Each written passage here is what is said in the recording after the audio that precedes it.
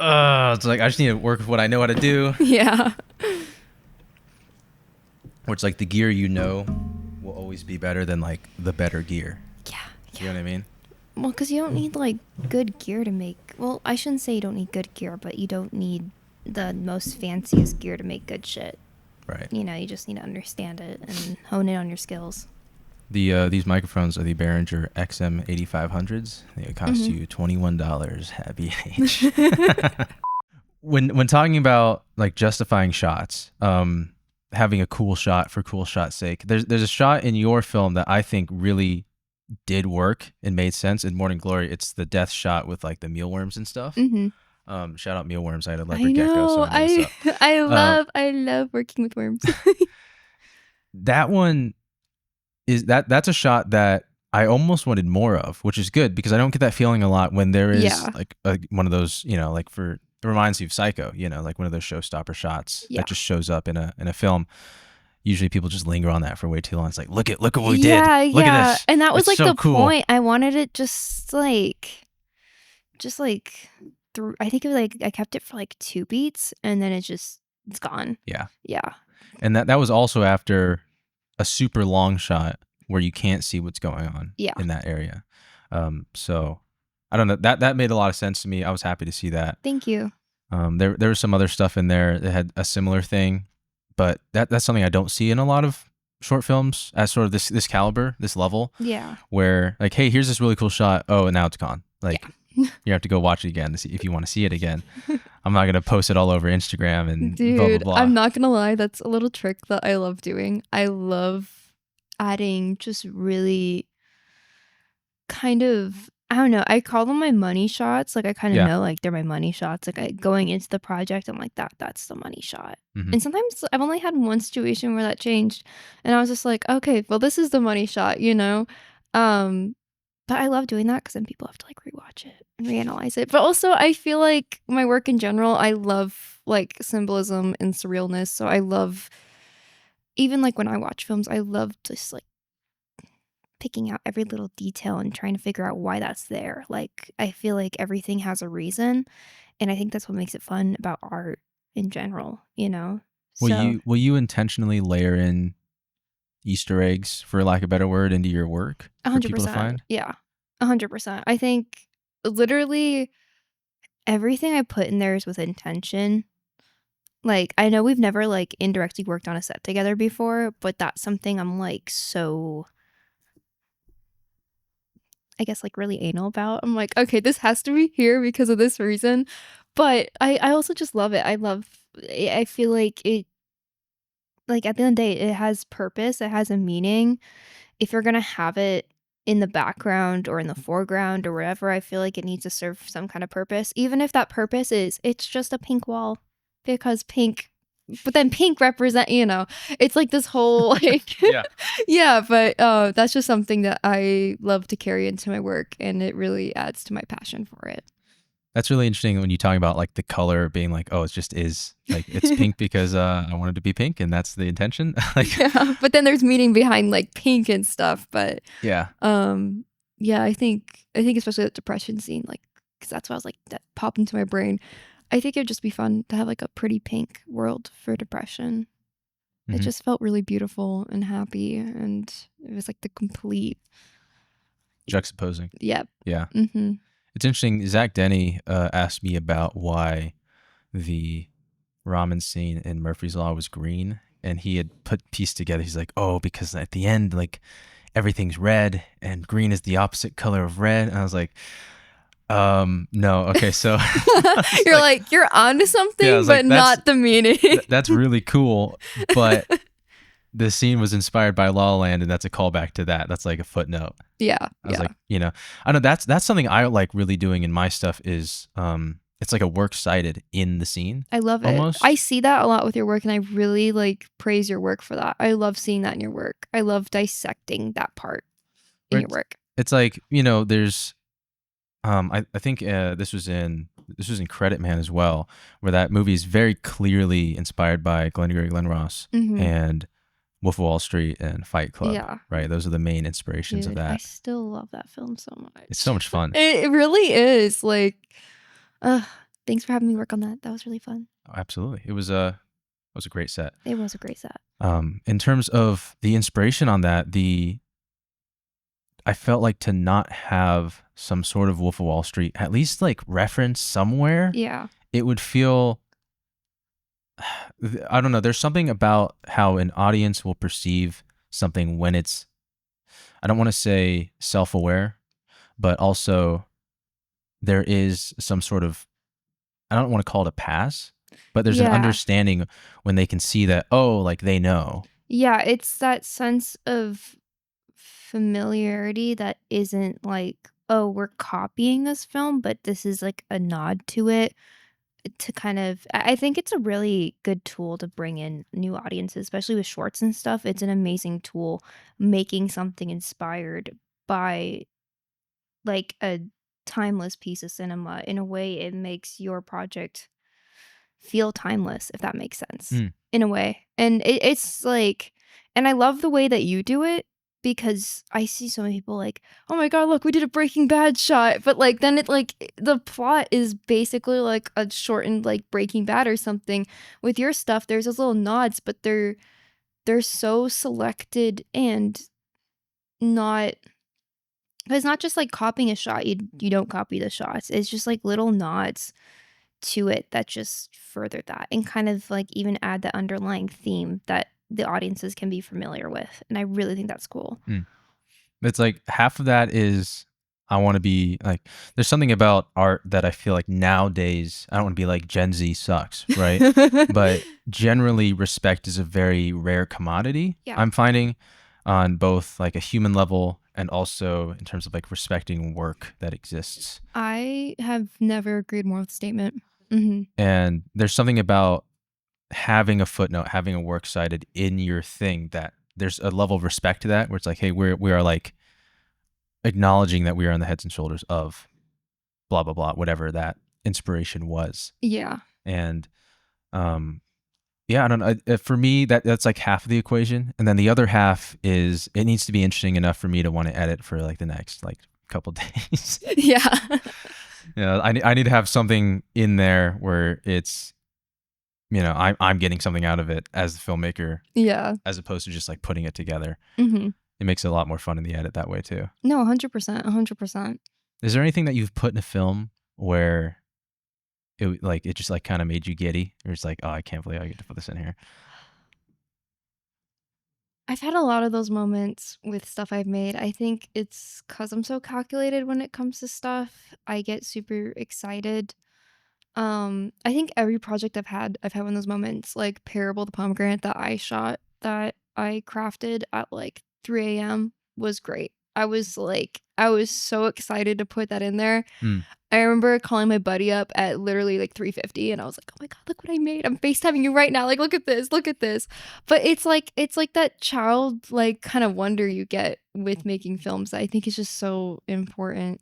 Mm. Oh my God, it's the best feeling in the world, you know? It's the the opposite of instant gratification. You made that Literally. at 3 a.m. You then had to plan it out. Yeah. Then you had to shoot it. And then you had to wait for it to get developed. Yeah. And then you had to edit it. And then you had to like wait to show it again at like festivals. Yeah, yeah. Um, I think the process is beautiful though, you know? It's a long process, not for the weak, with films, because you know, you'll make something and then it won't get released for like another year and a half. A morning glory. okay, well, it's at least it's done. It is. Like You it know. exists. It's like No, that I've seen it. Like a digital copy does exist. It's not yeah. like sitting in a hard drive somewhere. I know. That's like I get so antsy with festival circuits because I'm like, oh my God, I want other people to see this. But it was such a good festival circuit we had with Morning Glory. It was so much fun. I just love the whole process of bringing films from like start to finish. It's such I can't even like describe the feeling. Mm. Even though it's like just shorts right now, and I know like in the future when features Hey, come don't say into my just shorts. well, Seriously. you know what I mean. I know it's gonna be an entirely different feeling. Like I feel like it's gonna be even accelerated more when I get to the point where I'm doing features and stuff. Mm. And dude, I'm so excited for that. I really am. What kind of features have you thought about like making? There's been a Just in lot. like the pipe dream, you know, it's like, oh, Yeah. because I feel like focusing on that now would be, you know, it's like, I don't know. Like, I don't want to focus on making features right now because I feel like that's just not a good use of time. Yeah, I've been writing them. That's been my kind Mm. of like pipeline right now, but obviously features cost a lot of money, a lot of time, and I'm still in kind of like my shorter form of media and music video stage in my life right now, and I'm happy in it. I think it's great. Um, but I definitely I really want to keep up with like the surreal kind of genre I've kind of built myself around. I think that'd be really cool in like a feature length kind of thing. Mm. Obviously, I don't want to like share what my feature's about and everything. Absolutely. Yes. I don't know. There's so much in the store that I want to explore and so many worlds I want to build, and I'm excited. I definitely, yeah. Would you be able to shout out a feature that is in the zeitgeist of what you'd want to make? I'm like thinking because there's so many scripts I'm writing right now that are so different vibes. Okay. Um, I'm like compiling. I'll give like three. I'll Okay. give like three. Okay. I want to shout out Daisy's 1966. Okay. Specifically that one, the Czechoslovakian one. Honestly, shout out Babylon. I love the themes in that and just the writing. It was gorgeous and beautiful. And then the final one. I'm like thinking.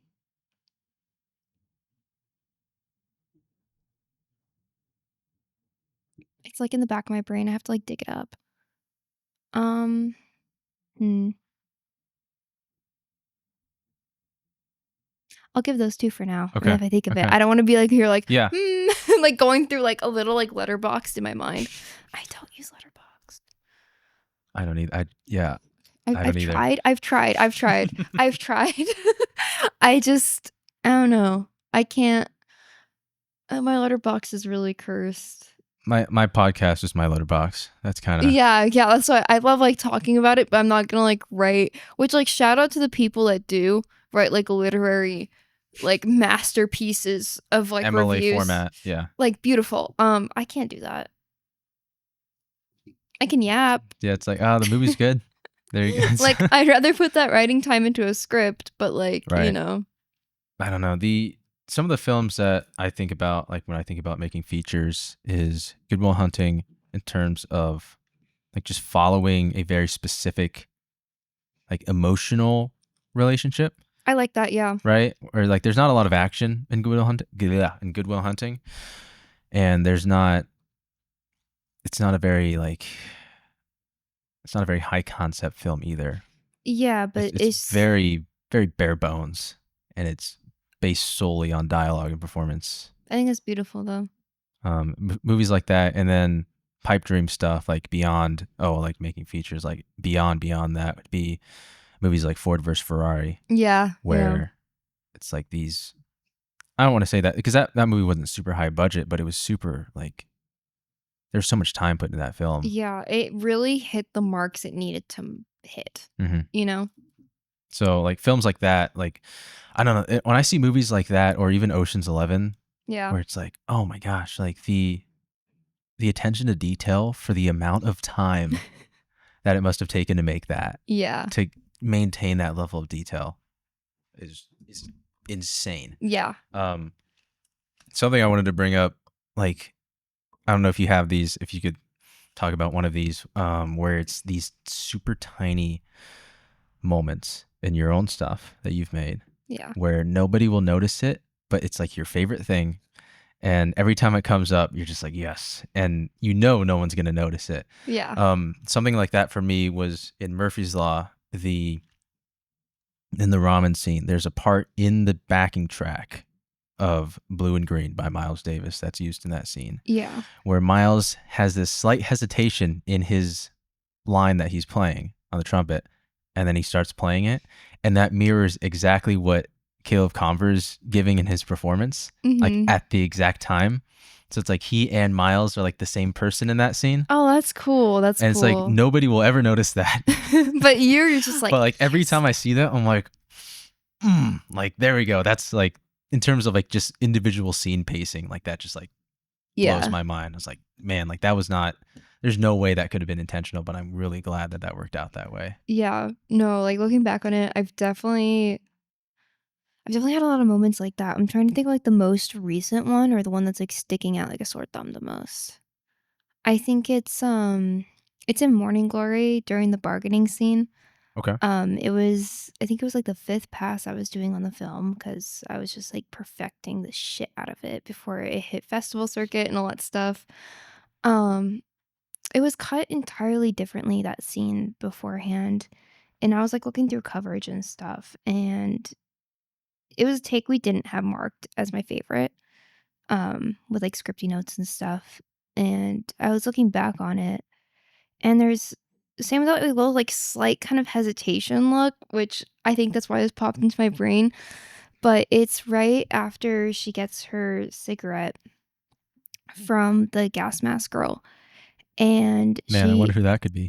I don't know. Hey, if I was gonna make a movie for my grandmother, like I had to, it was full circle because she helped a lot with like my acting stuff as a kid too. So I had to like make that little nod to her. Um, but yeah, it was right after she hands back the lighter and she starts taking the cigarette, and there's a slight look back at the gas mask girl that was never there before. And I think it stands out so well in bargaining because it's kind of like that positive positive influence on her life that is really negative. Like, she's like, here's a new face. I'm introducing you to smoking, all that good stuff.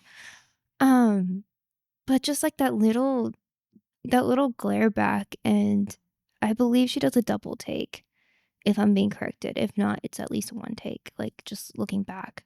And it just added such a different layer to that scene because she never once really looks at the opposing person sitting next to her. It was just one of those things that I was just like, "Ooh, wait, this like completely changes like that narrative like of this scene." I don't know, but that's like one of those little moments, and even with the music, it like yeah, I totally get what you mean by that. I'm like I Like had a these very tiny little similar, things, and I'm yeah. like, "Oh, yeah." Mhm. There's a shot like I feel like that. I don't want to say I feel like all the time because it's just what I think. No, you're good. There's a shot like that in Ford versus Ferrari Mhm. where Christian Bale is. This is in the movie. This is when they've gone to Le Mans without him for the first time. Yeah. It's kind of at that midpoint area, and there's a tracking shot of him while an airplane passes behind the camera, which has been established in the previous Yeah, shot. yeah. And the airplane has a lot of lights on it. They're in an airplane hangar, and the light casts a shadow of the Ford GT that's up on a work area on the wall behind Christian Bale. And then the airplane is moving. And so the shadow drives, Ford GT shadow Yeah. drives across the back of the airplane hangar. And then they just move on like nothing happened. And I see that and it's just, man, like that's my favorite thing when watching. There's a certain camaraderie when I watch films where I'm like Yeah. I feel like we're all on the same team, and it's a feeling I didn't have until I started making films, and it's a really cool and fun feeling to have in the Mhm. theater when you're watching stuff like that, and I see that and I'm like, man, like they're just playing ball with us, like Yeah, they're yeah. just being demure, Yeah. and it's just stuff like that where it's just like, man, like there's a reason that they're at that level, Yeah. and that's just it, like. Yeah, there's a shot like that in Dune 2 in terms of like scene pacing, Mhm. where have you seen Dune 2? I I have, forget yeah. the when he rides the worm, that scene where he's stalking it on the top of the dune, Yeah. where the VFX have the worm coming at him and then it goes away for like 5 seconds Yeah. and there's nothing and you're like, what? And then it comes back. It's like they didn't have to do that, No, no. but But somebody was like, yo, what if it went away and then it came back, yeah, and yeah. it's just like, oh my It's gosh. those kind of like adventures, like even if it's through the writing or the cinematography or anything like that. It's like those kind of adventures that I live for in film and what I look for in film and what I hope Mm, to bring with film. I love it so much. It's like you're like sucked into a new universe and you're right. just riding that ride, and that's how I know it's a good movie. It's like I hate to bring this up, but Yeah. it's like the Jurassic Park paddock scene Yes. with the cups. It's like they didn't have to do that. No, but like it added so much, and like especially watching that as like a little girl, like shook me to like my core. I'm like, oh my god. So like Yeah, anytime like water would like little. move in a cup, I'm like It's stuff like that where I just I just hope that at some point that I can just put that stuff throughout a whole movie Yeah. where that's just everywhere. Um, yeah, there's something about like doing it in a way that like choosing to be interesting Yeah. when it's not interesting, Mhm. right? That scene on paper is not interesting. They're just waiting in a For a car dinosaur, yeah. for a dinosaur. They Yeah. don't. I mean, the audience doesn't know the dinosaur's coming until that specific point. Yeah, But but the cars are shut down and they're they're just like, just yeah. it's like put it down. It's heavy. It must be expensive, right? Yeah. And sorry, the I see that all the time in mostly older stuff or projects like Ford versus Ferrari, where it's Yeah. kind of like, how did this get made in today's economy? Like very passionate. I would say very, very passionate and well thought out work. It's that, but it's in the mundane aspects of the movie that this Yeah. happens, Yeah. right? I feel like now, like the cool money shot will happen at the climax of the film, and it's like I kind of expect to see something cool there, Yeah. but it's in these down moments, like Christian Bale just in the hangar working on a car, and that Yeah. incredible shot happens, or right before the big inciting incident. There's like, what if we introduce it in a way that is super interesting, right? Yeah. I feel like you need those little sprinkles of interesting stuff throughout to really like bring back the audience's attention. You know what I Hmm. mean? But no, I get what you mean because I feel like so many filmmakers today and so many of the films we're seeing in the theaters just focus on that like it's the climax of the movie. Let's put all our budget into that, Right? all our time and budget and hours and Yeah, I don't know. I want to say that it's easy to do, but it's really not. I don't know. I think that all comes back to writing at the end of the day. yeah. Like, I don't think production design decided that with Jurassic Park. I don't think so. I No. know they did it, that Mhm. they pulled it off with the guitar, but But I don't know if that was like, I feel like that would have been in the screenplay to begin with. yeah, or like a note that Spielberg put in there. Hmm. You know what I mean? But I think it all comes down to a really good script, the Right? real bones of it, Hmm. and a really good director to put that meat on there and a good team. It's like what we were talking about with why versus how, Yeah. where it's like the why has to do with the emotion, the how has to do with like the mechanical, right? Yeah. Where Yeah. it's like what is the objective? The objective is introduce the idea of the dinosaur. That's it. Yeah, That's all they're cuz they doing. could have just had them wait for 2 seconds and the dinosaur jumps in, but Or just some other way of showing the dinosaur. I mean, yeah, that's one of yeah. like, they have the the railing getting destroyed, they have the goat disappearing. Yeah, but they were just adding so much Hmm. and it was it was like puppeteering with the emotions of the humans Right. in the car. And I Right. think that's what really led to his success. And yeah, it goes right back into that why. Like it made it feel more, I guess, because it's considered like a horror kind of movie with like the dinosaur stuff, but it made it like fucking terrifying, dude. Hmm. I think I've seen a lot of dinosaur movies. And I think it's like the only one that's like really like stuck. Yeah, I don't, did you watch Dinosaur, that VFX one from like the early 2000s? That's actually, I don't know, I kind of like that one. It's I'm just gonna okay. leave it there. I'm gonna leave it Do there. you know what dinosaur movie I actually like really, really like? But it's like really stupid. And I like it just cause I feel like it was made for the filmmaker audience, so it makes me like cackle every time I see it. Hmm. Have you seen Velocipaster? No. It's like an indie, like B-rated movie. It's free on Amazon. Please watch it. Velocipaster. It's about a priest that turns into a velociraptor. Oh. You Yeah. know, as you do. It, like in the first 5 minutes, it's just like little comedic things as a filmmaker that like you laugh at. Like his parents are by a car, like the priest walking out, and he's like gonna have like lunch with his parents or whatever. And like the car blows up. You Okay. hear like the noises and stuff, and you see like the priest's reaction at like the front of the church, and then it cuts back to it, and it literally just has a title card that says VFX car on fire.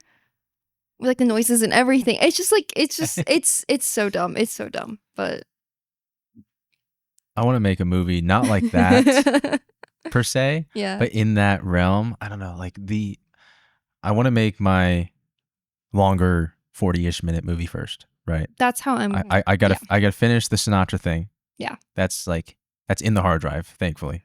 Hell yeah. But I feel it calling to me like a stupid comedy. I think you could really pull that off. I think it'd be really fun to make. Me and Mac have been talking about it forever, which just every single thing is like a stupid thing we heard at like film school or that's like just all the stupid isms. Yeah. I really don't care if someone else makes this idea because the way we make it will be why it's funny to us, at least. It'd be basically for like just kind of for our peers to watch, just making fun of everybody in the best way possible.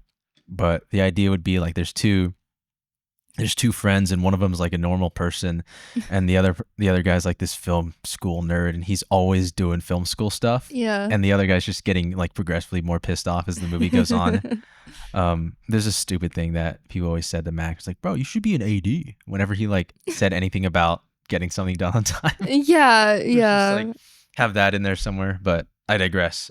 Which I never got because like, yeah, you could be an AD if you're like getting stuff done on time, but like that's why you're in film. Like, you know, you just, especially like film school, like get your shit done. You know? Like, right? Yeah. No. I was there. I get it. On that topic. Yeah. I have these. I have a I don't know if it's a hot take, but a very, very strong take. Okay. On artists versus creatives, which are two very big buzzwords in the film area right now. Yes. I feel like creatives are people who they like making stuff, and when they feel inspired, they make something really cool, and it's great, and that's kind of it. Artists wake up and they go to work. Yeah. And make stuff. Yeah. If they're not inspired, they make something good anyway. Yeah. You know, there's a different, you know, there's the creatives. If they were to edit something for our editing peeps out there, nothing is labeled. Okay. Everything is all in the same folder. An artist has like all the dailies mapped out, year, month, day, underscore, no spaces. Yeah. You know? I also like going back to like the artist, like making stuff. I think what separates an artist from a creative is a creative, like you said, makes that one good thing. And they're just kind of like, I did it. Awesome. I think with an artist, even if everything they're putting out is not the most perfect thing in the world, they have that grit and that passion that, you know, there might be some flops, but that doesn't stop them. They learn from it. And it's that ability to want to learn from what you're doing. Mm-hmm. Where I feel like creatives, maybe they're like, oh, I made one good thing. Let me make another thing. Oh shit, that flopped. Let me just like disappear. You know what I mean? Oh, really? I feel like there's that big difference of what really separates it. Because in art, like, I don't know, I feel like any career, any passion, just that openness to learning and not feeling like you know everything and just continuing that inspiration to just keep bettering yourself, bettering your art, like growing and changing with time as it goes. I think that's what makes a true artist an artist. Okay, question about that. Yes. In terms when it comes to maturing as an artist. Pre-school. Yeah. Pre-college. How have your goals or ambitions changed post-school?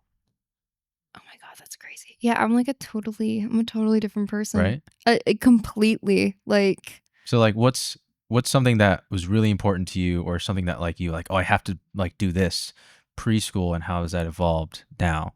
Yeah, no, I'm looking back on it. I think because I also went to trade school before going to college, where Yes. I got to thankfully really kind of experiment with filmmaking styles and that kind of thing. I think I had like total transparency and honesty and vulnerability. I had this feeling that I had to be like appealing to everyone, if that makes sense. Like I felt like there was this like blockage. And I don't know if that's because I grew up shy and all that kind of stuff. Like I was an extremely quiet person. I think film really broke me out of my shell because now everyone's like, "Oh my god, you're like one of the loudest people in the room." Like, thanks, like, But film, like, just personally and even like career wise, like I've grown so much and I'm so thankful for that, and it's changed me so much. And I think back then I was so focused on appealing to everyone, and I had like these callings and this, like, creative, like, gut feeling, like, I don't think I ever would've made anything like Parable or Morning Glory or anything like that back then. I think there was a part of me that would be too scared, and I don't even know why, you know? It's just that, like, unrealistic fear I had, and I remember I, like, really let go of that when I kinda took on that Livy D persona before that was, like, before Livy Darconte. I was going by Louis D for a fat minute, but, um I don't know. I think that doing that helped me grow. It was separating, like, my personal self to my career self, and that kinda separation, like, I don't know, just it helped me grow, and I feel more like Livy Darconte now than I do, like, my personal self, which is weird, but, like, I don't hate it, and I'm very thankful for it, and I'm definitely, like I think my mindset has also changed drastically since starting film school and ending film school. I think I've definitely become stronger, more passionate, more strong-willed to pursue film because now I work on film literally like 24 hours a day. You know? When it comes to film school, I know that we share very specific, unfiltered opinions about later education, Yeah. and I'll leave it at that. But there's something about film school for me when I got there. There's something to doing something like halfway that makes you want to do it more. Yeah. Um, and I felt that way all throughout film school, where I was like, I just want to like do the real thing, Yeah. and I always felt like there's like a limit, like a Yes. Oh my of like god. what I was able to achieve. And one of the few people that said, screw that, you do whatever you want, was Don Williams. Shout out Don Williams. Yeah, shout out. But I don't know, it was something about that forced me to be like, okay, I have to like take this for myself. Yeah. I don't really know if I had expectations going into film school. Um, Yeah. Yeah. if I really Yeah. think about it, it's like because I had switched over from the psych biochem major. How was that? Like that change from psych biochem to film school? Like it's such a Like on what level? they're just so like they're not very vastly different, I guess, because like psychology kind of bleeds over into you know what I mean? But just like that major change. Like, Academia became more emotional. yeah. Um, I could I could be in any mood I wanted when I showed up to class Mhm. before, and if I was not in a good mood, I actually wasn't learning very much for film classes. Yeah. At least in the classes that were genuinely beneficial, and also like workload. Um, I've been told by multiple people that biology is like one of the hardest Yeah. things to do in college for some reason. That's just how it is. Mhm. Um, I guess there's a lot to learn when it comes to learning the entire human body. Yeah, I mean, You know, but yeah, I would remember that I would have at the beginning of the week we do a chapter a week, like a whole chapter of the book a week, and have the test at the end of the week. That's how it went. yeah, And um, Andrew Holly-Cross, I love that guy. He was my biology teacher for one of the basic classes, yeah. and we'd get a link to a 5-hour lecture, and we were expected to know like all of that content, no notes for the test at the end of the week, and that was Oh, for one class, right? okay. And that was kind of how it went every week, Yeah. and so it was just like that, like taking notes on the lecture, and then like studying throughout the week for just one class, and then there's like four other classes to Yeah. take at the same time. When I got to film, and they're like, "Hey, so you have the entire semester to make one movie," I was like, "Yo, what?" Yeah. Like, Like going into that, um, like that limitation feeling with film school and then that openness. It was so weird because it was so limited, but then you have an entire semester, an entire like 4 months to make a short film, you know? mhm. So you're like, okay, but then there are so many limitations. Like you can't do this, you can't do that, you have to get it approved. This Oh, person has to be your DP. yeah, like Yeah. you have to have this person. I think it's a big reason why I started working in the industry during college, Mm. which like my own personal workload fucking tripled. But I wasn't mad about it. I was having a good time, you know, but I was also very thankful for so much of that freedom time in film school because they gave you so much Yeah, it was like room. free play. It Yeah. really was. So like my own end personally, I just kind of did my own thing and I'm very thankful I did. Um I definitely I do think film school is a good option, but I think I learned more from working than you have a month to make an Yeah, entire movie. this conversation reminds me of a segment in Green Lights by Matthew McConaughey where he was skipping out on class because he was going to set on Dazed and Confused. Yeah. So I mean, Yeah. that's so funny to me. Dude, I remember I didn't show up to a few classes because I was on set. And I thought they would be happy. Like, I'm not calling out professors, but I thought, like, Yeah, most of them one were of them not were was. not One of chill them with it. was like, "Oh my god, go you. Yeah. Shout out Anna Thorlack's daughter. I love you." Um, she was the best, but she was like, "I don't care." She's like, "I'd be mad if you weren't on set. Like, go on set." And I'm like, "I Hmm. love you." But I don't know, a lot of them, like, I will not drop names, but like a lot of them would get really mad. And I'm like, isn't but then at the beginning of the semester, like, by the way, if you need to like skip a day because you're on set, like let me know. So I'm like, okay, safe space just in case. But I don't know. It's a very interesting dynamic being in film school. Yeah, it's like I remember. I think I said this to you in the last semester that we were there, where it's like I just want to like.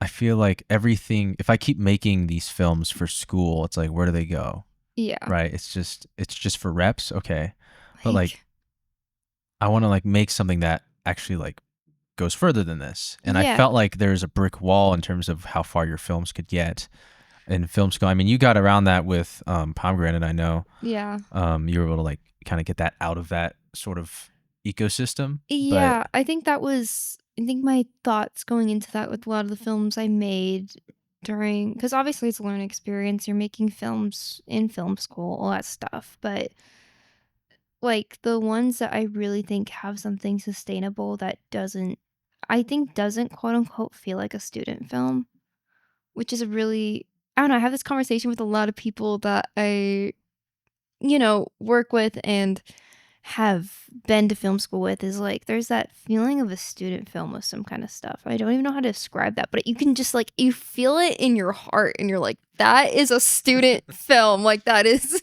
you know exactly what I we are mean. we are we are treading on thin ice here. No, but that's like it's totally opinionated. But that's what got me to take some of those projects like out. And I'm still working on that too. There's still some stuff that's vaulted right now that I'm trying to pump out because there's like that there's that feeling in there, or at least I can make it feel like that, where it's like, hey, we totally, like, I didn't have to submit this for a grade or anything. Like, there's something sustainable there. Mm-hmm. And there's like some stuff that I'm like, it was Dawn's class and we had a weekend to make a little short. And I'm like, I probably will not release this, you know. I think it was good for the class, but again, it was like a little weekend, and one of those weekends I was like out of town doing work, and I got back and I'm like, I have to film a film in 3 hours because class To is submit in a film to Canvas. Yeah. the 11:59, like Oh gosh. beaming. I kind of felt okay. I will say this. I kind of felt bad when I submitted my films in that class. Yeah. Full stop.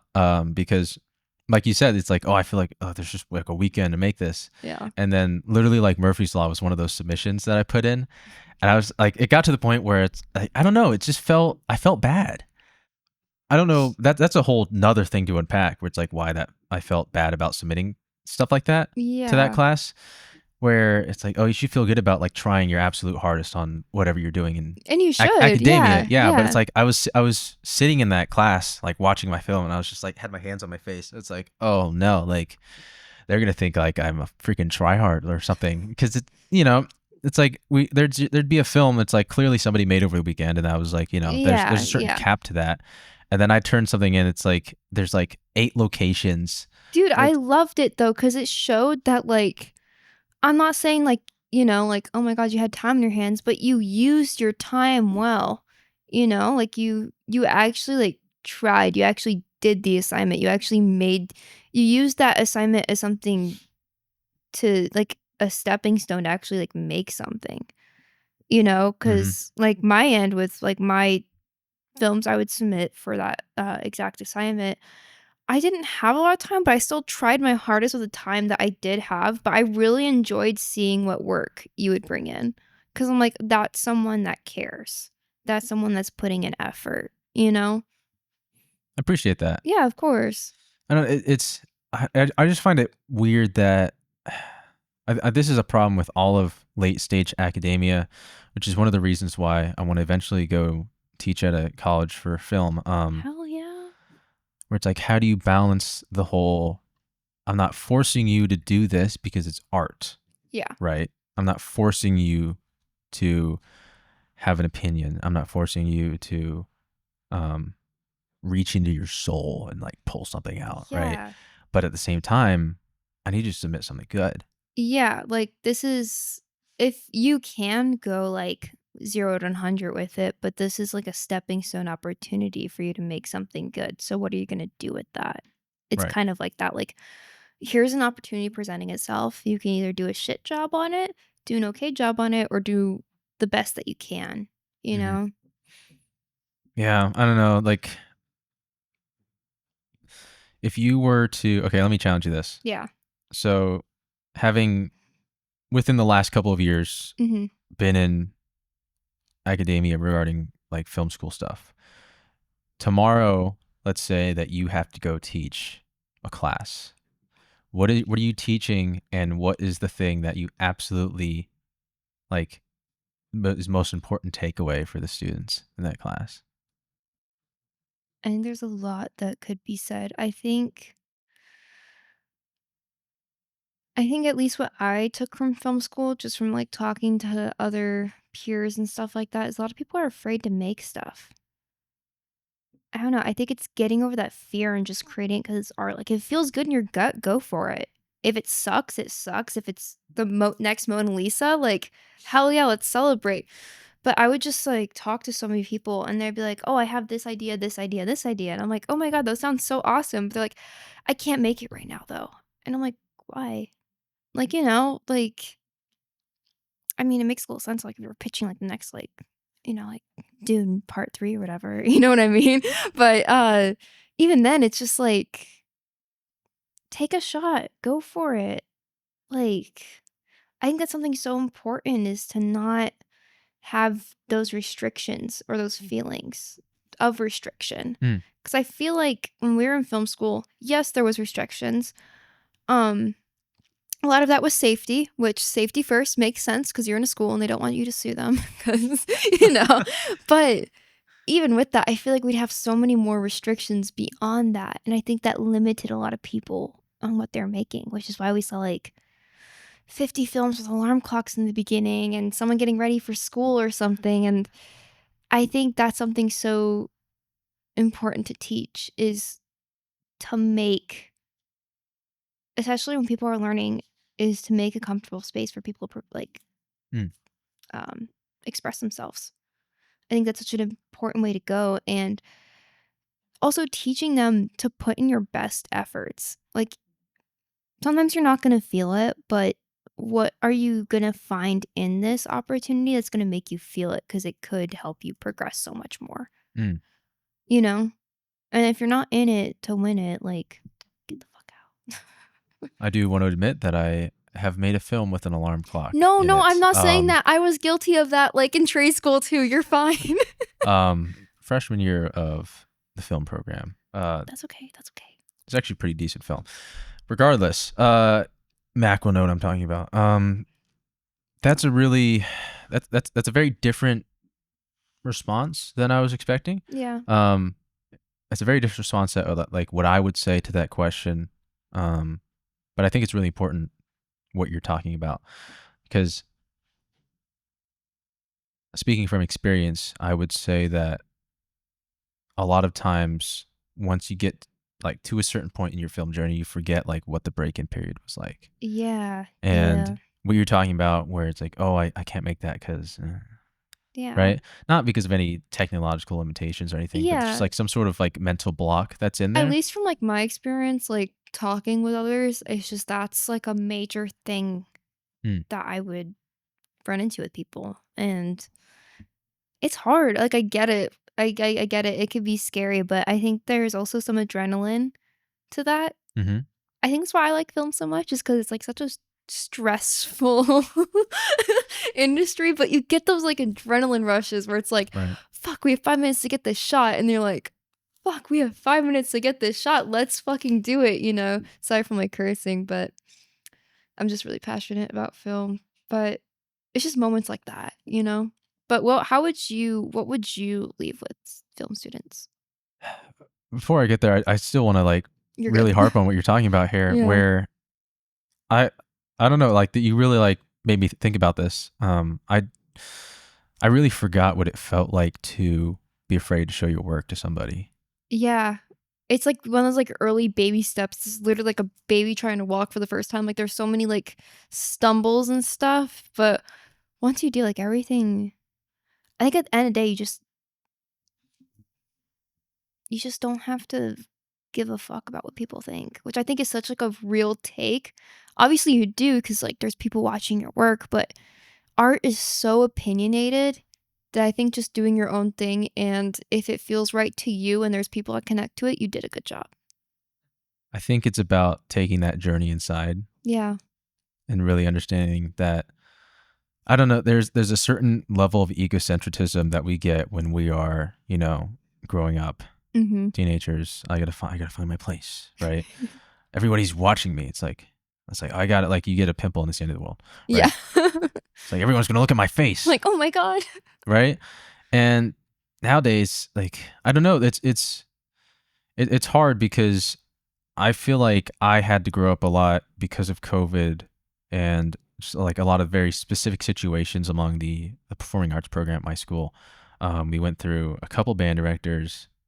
First one died of cancer, so like the Oh whole my program god. kind of like nosedived at that point. And so I was in charge of like the whole percussion program for a little bit there as like a sophomore in high school, just because everybody quit. And Yeah. I was just what was left in the debris in the ashes. Um, and so by the time I got to film school, I'd been making videos for my family for about 2.5 years or something like that, Mhm. where with family, like your mother insists, we watch the video together. Everyone get on the couch and let's watch Ben's video about Yeah. this trip we just went on. And then let's watch it tomorrow. And then next week. And then when we see your grandparents and they come over, let's watch it again. Yeah. And there's something about that experience where I had to just sit there and like have people like watch and like, not like critique because they're family, like they're Yeah, nice, but yeah. you just get super hyper aware of that kind of thing. Yeah. And I don't know. I think through that process, I was able to like shrug off the whole like, oh, what are they gonna think if that like that whatever that is, the what are they gonna think, like that helped get rid of it. Yeah. Yeah. But also, like I said, I think it's really important to think about that, especially from like a because they are our mentors in a sense, like the Mhm. professors, like oh like I might fall into the trap of hey like why don't you just like show your film to somebody, like why don't you just post your film, and then they're struggling with this whole like oh like what if da da da da da da da, Yeah, and I just and forget that that feeling exists because it's been so long since I've had that. yeah. I get that with scripts though, so I understand it to an I extent. think it's like different levels with different like areas of creativity, but I think a huge thing with that is like that what if, like you don't know until you do it. And then if it goes poorly wrong, like I don't know, just like learn from it. I know that's like such a, like a basic thing to say, but you don't know where your wrongs are in Hmm. anything if you don't just try. You know, if you don't Right. put in the effort, because that's when you can learn from it. I mean, there's something about holding it with loose fingers, right? Yeah. Um, I mean, we were talking about this. I mean, by the way, this is the third try we're doing this. I just want to shout that out. Third time's a So charm. yeah, it took us 3 times to do this. No, it's okay. It's gonna work We out. we were talking about on the last one, like editing and how like as an editor you can just like mourn for like 5 seconds and move on. Oh yeah. I mean, we lost 2 hours of audio for this last episode, and I probably mourned for like 3 hours, and then I was kind of over it. Once like Yeah. I found that like you were fine, like you Yeah. weren't like destroyed about it. Oh, that's the hour. Oh, we're still good. We're still Okay, we're popping. still good. Okay. Yeah. Once I found out that you weren't super upset about it, I was like, oh, okay, I can move on. Yeah. Um, but Yeah, yeah. I remember like you were texting me. I'm like, dude, like it's totally fine. I totally get it. Like technology sucks, and now we're here. now we're here. Yeah. But it's there's something about I think there's a lot like every single advantage I have, I would say, comes from being an editor. Mm-hmm. Like basically everything, and like the advantage of holding something loosely, where it's like, oh, we just lost like this that last recording took us like 4 hours of our time, and now it's gone. Yeah. Well, you free next week? Like it was like your response was that quick. Yeah. I Yeah. mean, the thing got corrupted, it failed, the whole thing crashed, and you were like, all right, I mean, you're free tomorrow. Like, are you free like next week? Yeah. Like it Yeah. was like you were over it that quickly, and I think being able to hold your work that loosely, like even though you spent so much time on it, and like maybe this was like a couple months in the making, it's like, Yeah. oh man, what if people don't like it? And I've gotten to the point where I'll post something and then like I'll like think it's hilarious if nobody likes it. It's like I don't know why it's like very morbidly funny to me. I get it. I get it. I think it's because people are so tied to that validation with social media. Maybe not even social media, just like analytics. Yeah. Like okay, so Murphy's Law analytically is my worst film.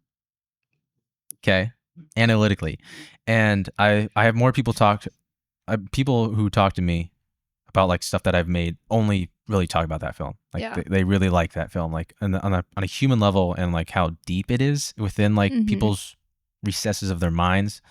It's really strong, but analytically, like it sucks, right? It sucks analytically, Yeah. and I don't know. It's just like there's some sort of like you were saying, adrenaline and like thrill for me for posting stuff. It's like, yo, Yeah. what if everybody hates this? Wouldn't that be really funny? Like, what if nobody watches this? I don't know. There's as it gets to the point where I am not doing 90% of the work, Yeah. that feeling fades a lot because now it's I other get that. people's stuff. Yes. Like on this Sinatra film that I'm working on, like, like if that doesn't like make some waves, I'm gonna be kind of upset about that because that was a really brutal shoot for the Yeah. actors Justin Akins and Ingrid Sue, right? That would suck. Yeah. But if like all of that, for lack of a better word, like pain, because it was a pain to make that straight up, was fell on me, I would be kind of like, yo, what if everyone hated this? Wouldn't that be funny? But like now, because so many people put time and effort into that beyond me, that Yeah. I can't really have that feeling anymore. So right now I'm like trying to like thread and walk that path of like how loosely can I hold this but still like be respectful to the people who spent time on this product. I find that really, really interesting. Like, just that divide of, you know, like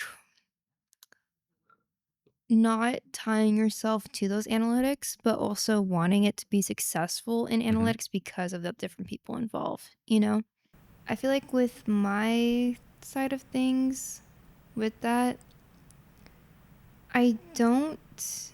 Obviously, I hope for the best every time something's released or posted because it's a team effort with everyone that was involved. But I don't know. I kind of just trust in how it will flow, and hopefully it's great. I think it'll reach the right people it needs to. And also, I'm still trying to get better at this right now. I'm trying to market like hell. Like, just keep up the marketing stuff, like, as much as possible, which I feel like Morning Glory is, like, a really good experience for that right now. We have a ton of screenings coming up, and I've had friends make little, like, Instagram edit reels. Mm-hmm. Oh, I know. I'm like, okay, that's cute. That's cute. Okay. Post it. I never thought about getting somebody else to make it because whenever I do that for myself, Dude, I don't ask them. It just feels so terrible to make it of my own stuff. It's so awkward because you're like, yeah. Yeah, no, two of my friends, they just started sending me, because they both have copies of it, obviously. They just started sending me, like, little things they edited, and I was just like, oh, and they're like, with this song, and I'm like, okay, cool, like, yeah, I'll post this and stuff. But no, like, I feel like editing your own, like, little, because it sucks, your own but, like, hype reels, yeah. but social media is, like, kind of, it literally is, like, it's a free, really good way of advertising, and so many people are doom scrolling every day that Mm-hmm. it's, I see so many filmmakers that blow up because they post consistently on TikTok every day. I don't think I could do that. Yeah.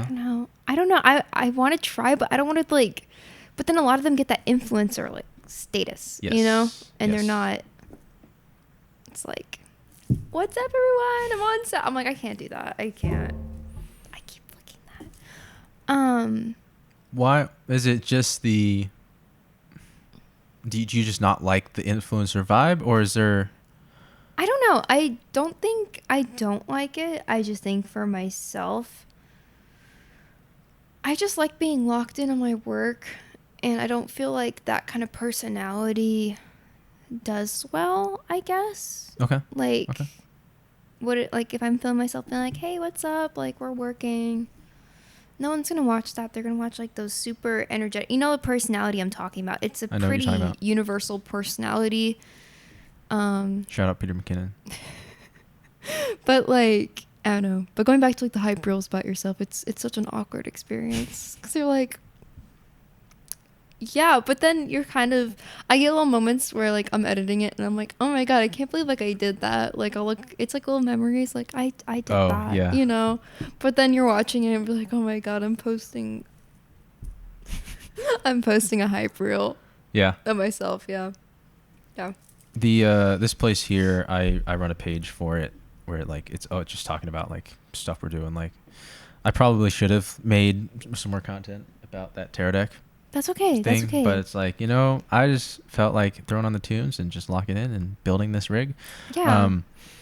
But that's, I don't know, I really enjoy that because I've actually made a conscious choice to never feature myself on there unless like it really makes sense to do so. Like, I'm the video director here, so I'm, like, behind the scenes all the time. Yeah. So most of that page has to do with our volunteers and then, like, our guys at the front of house area. And then maybe, like, I'll be in it in terms of, like, I'm wearing the GoPro, but, like, you don't see me, right? Yeah.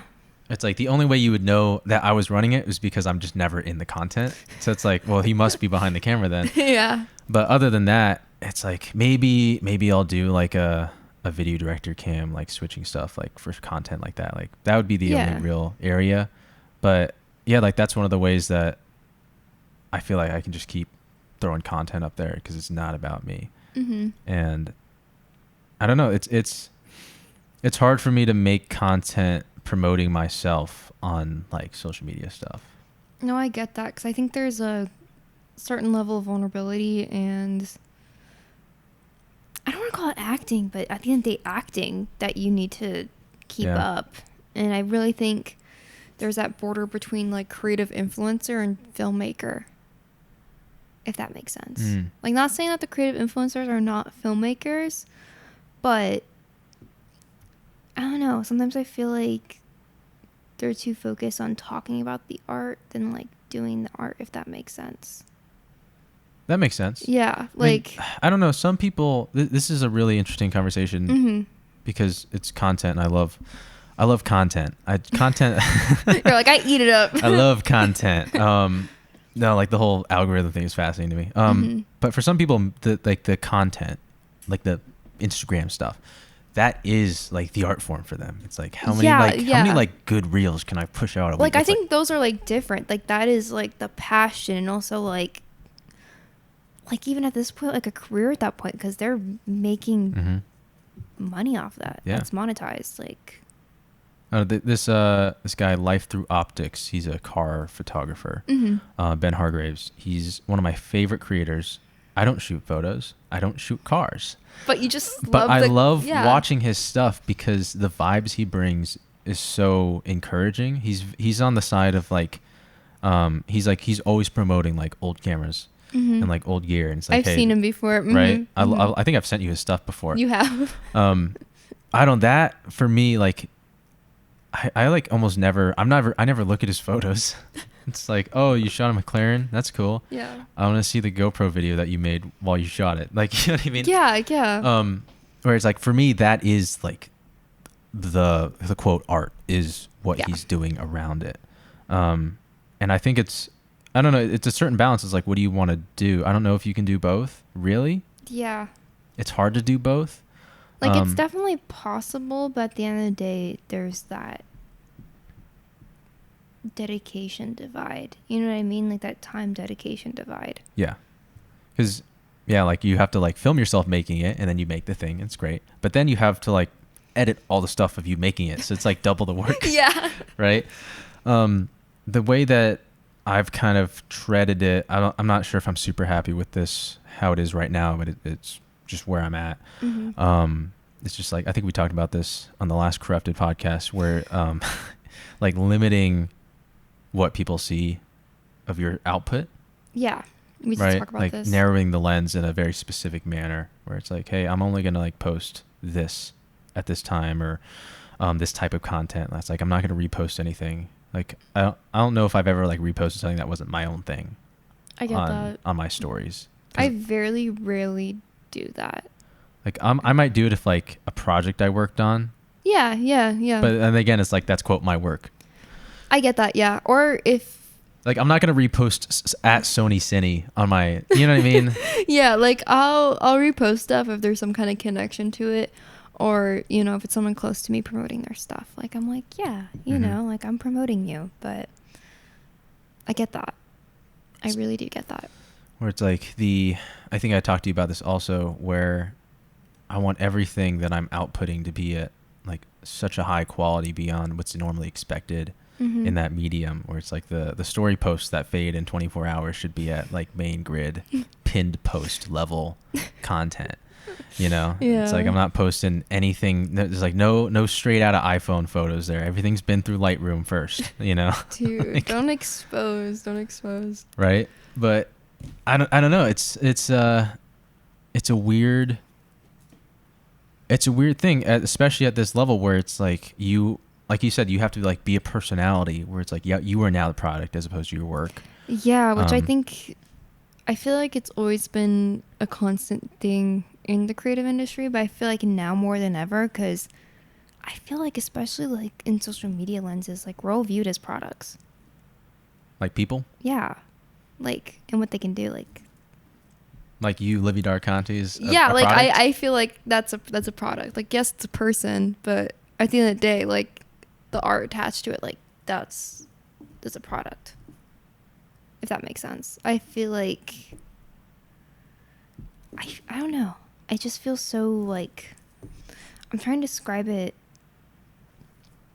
It feels like everyone's kind of put into a box. Okay. And it's exactly what you're like talking about with like letting in or giving out information on social media kind of like puts you into those different kind of categories, you know? I don't go on social media too much. So it's probably a good thing. Yeah. I mean, I'll post my stuff and then I like abandon it for like a day and I'm like, oh, you know? Right, yeah. But I don't know. Social media is so odd. It really is. I think it's really cool, but it's also like, I don't know. I have like it's like a bad relationship, not in the sense of like abusive, but those relationships where you keep breaking up and getting back together. Yeah. Where it's like, hey, I really like the feelings here, but like when you really ask me like, do you love this person? Like there's a hesitation there. Yeah, like you're a little toxic, but I also like love parts about you. Where it's like, I would feel really bad if I deleted this app, but I don't know if it makes me feel good all the time. Yeah. And not in the sense of like scrolling reels or like the addiction part, but just, I don't know. Like I really respect the whole perspective that you have when it comes to showing yourself and your art stuff. It's very it's something about your boy Tarantino that people don't talk about really, is that you don't hear about the guy unless he's working on something. Yeah. And that's really respectable as an artist. Yeah. Everyone's talking about his older work because he's not posting stuff on Instagram. I really respect that he keeps his peace and he keeps his world to himself in a way. Right. And then he'll be working on something that's all anybody talks about for like 4 months. And then it comes out and that's all anyone talks about for 2 months and then it disappears. That. I really do. That's the perfect scenario, right? Yeah. It's like people only care about you when you have something going on and then otherwise they leave you alone. Yeah. What are some major non-negotiables when you make your own film or when you're working on a film where it's like, no, this has to happen? Like I will not do it if this is not here or if this does not happen. In what sense? Like working style wise, accommodation style wise, like set wise, like what kind of? I would say, I guess it depends on what the role is, like what my role is, if I'm thinking selfishly about it. Yeah. Like if I'm a DP, it's like on a more okay, so I'll give you like a very physical level and a very psychological level. Yes. So on a like a physical level, it's, hey, like there needs to be like a cut time, like very basic. It's like, hey, we're done at this time and that's it. Yeah. Too bad. As it should be. Yeah. A little, right. Where's our tails? Like something like that. Right. And then on a psychological level is I can't care more than the director. That's a non-negotiable for me. Yeah. I'm not allowed to care more than the director specifically. Yeah. If I care more than the DP, whatever. Yeah. Fine. I can't care more than the director because then it's my project. Yeah. I don't want it to be my project. I'll go make my project. And I love that there's that boundary there, like from your DP side of the brain. Like, I feel like a boundary needs to be there. Yeah.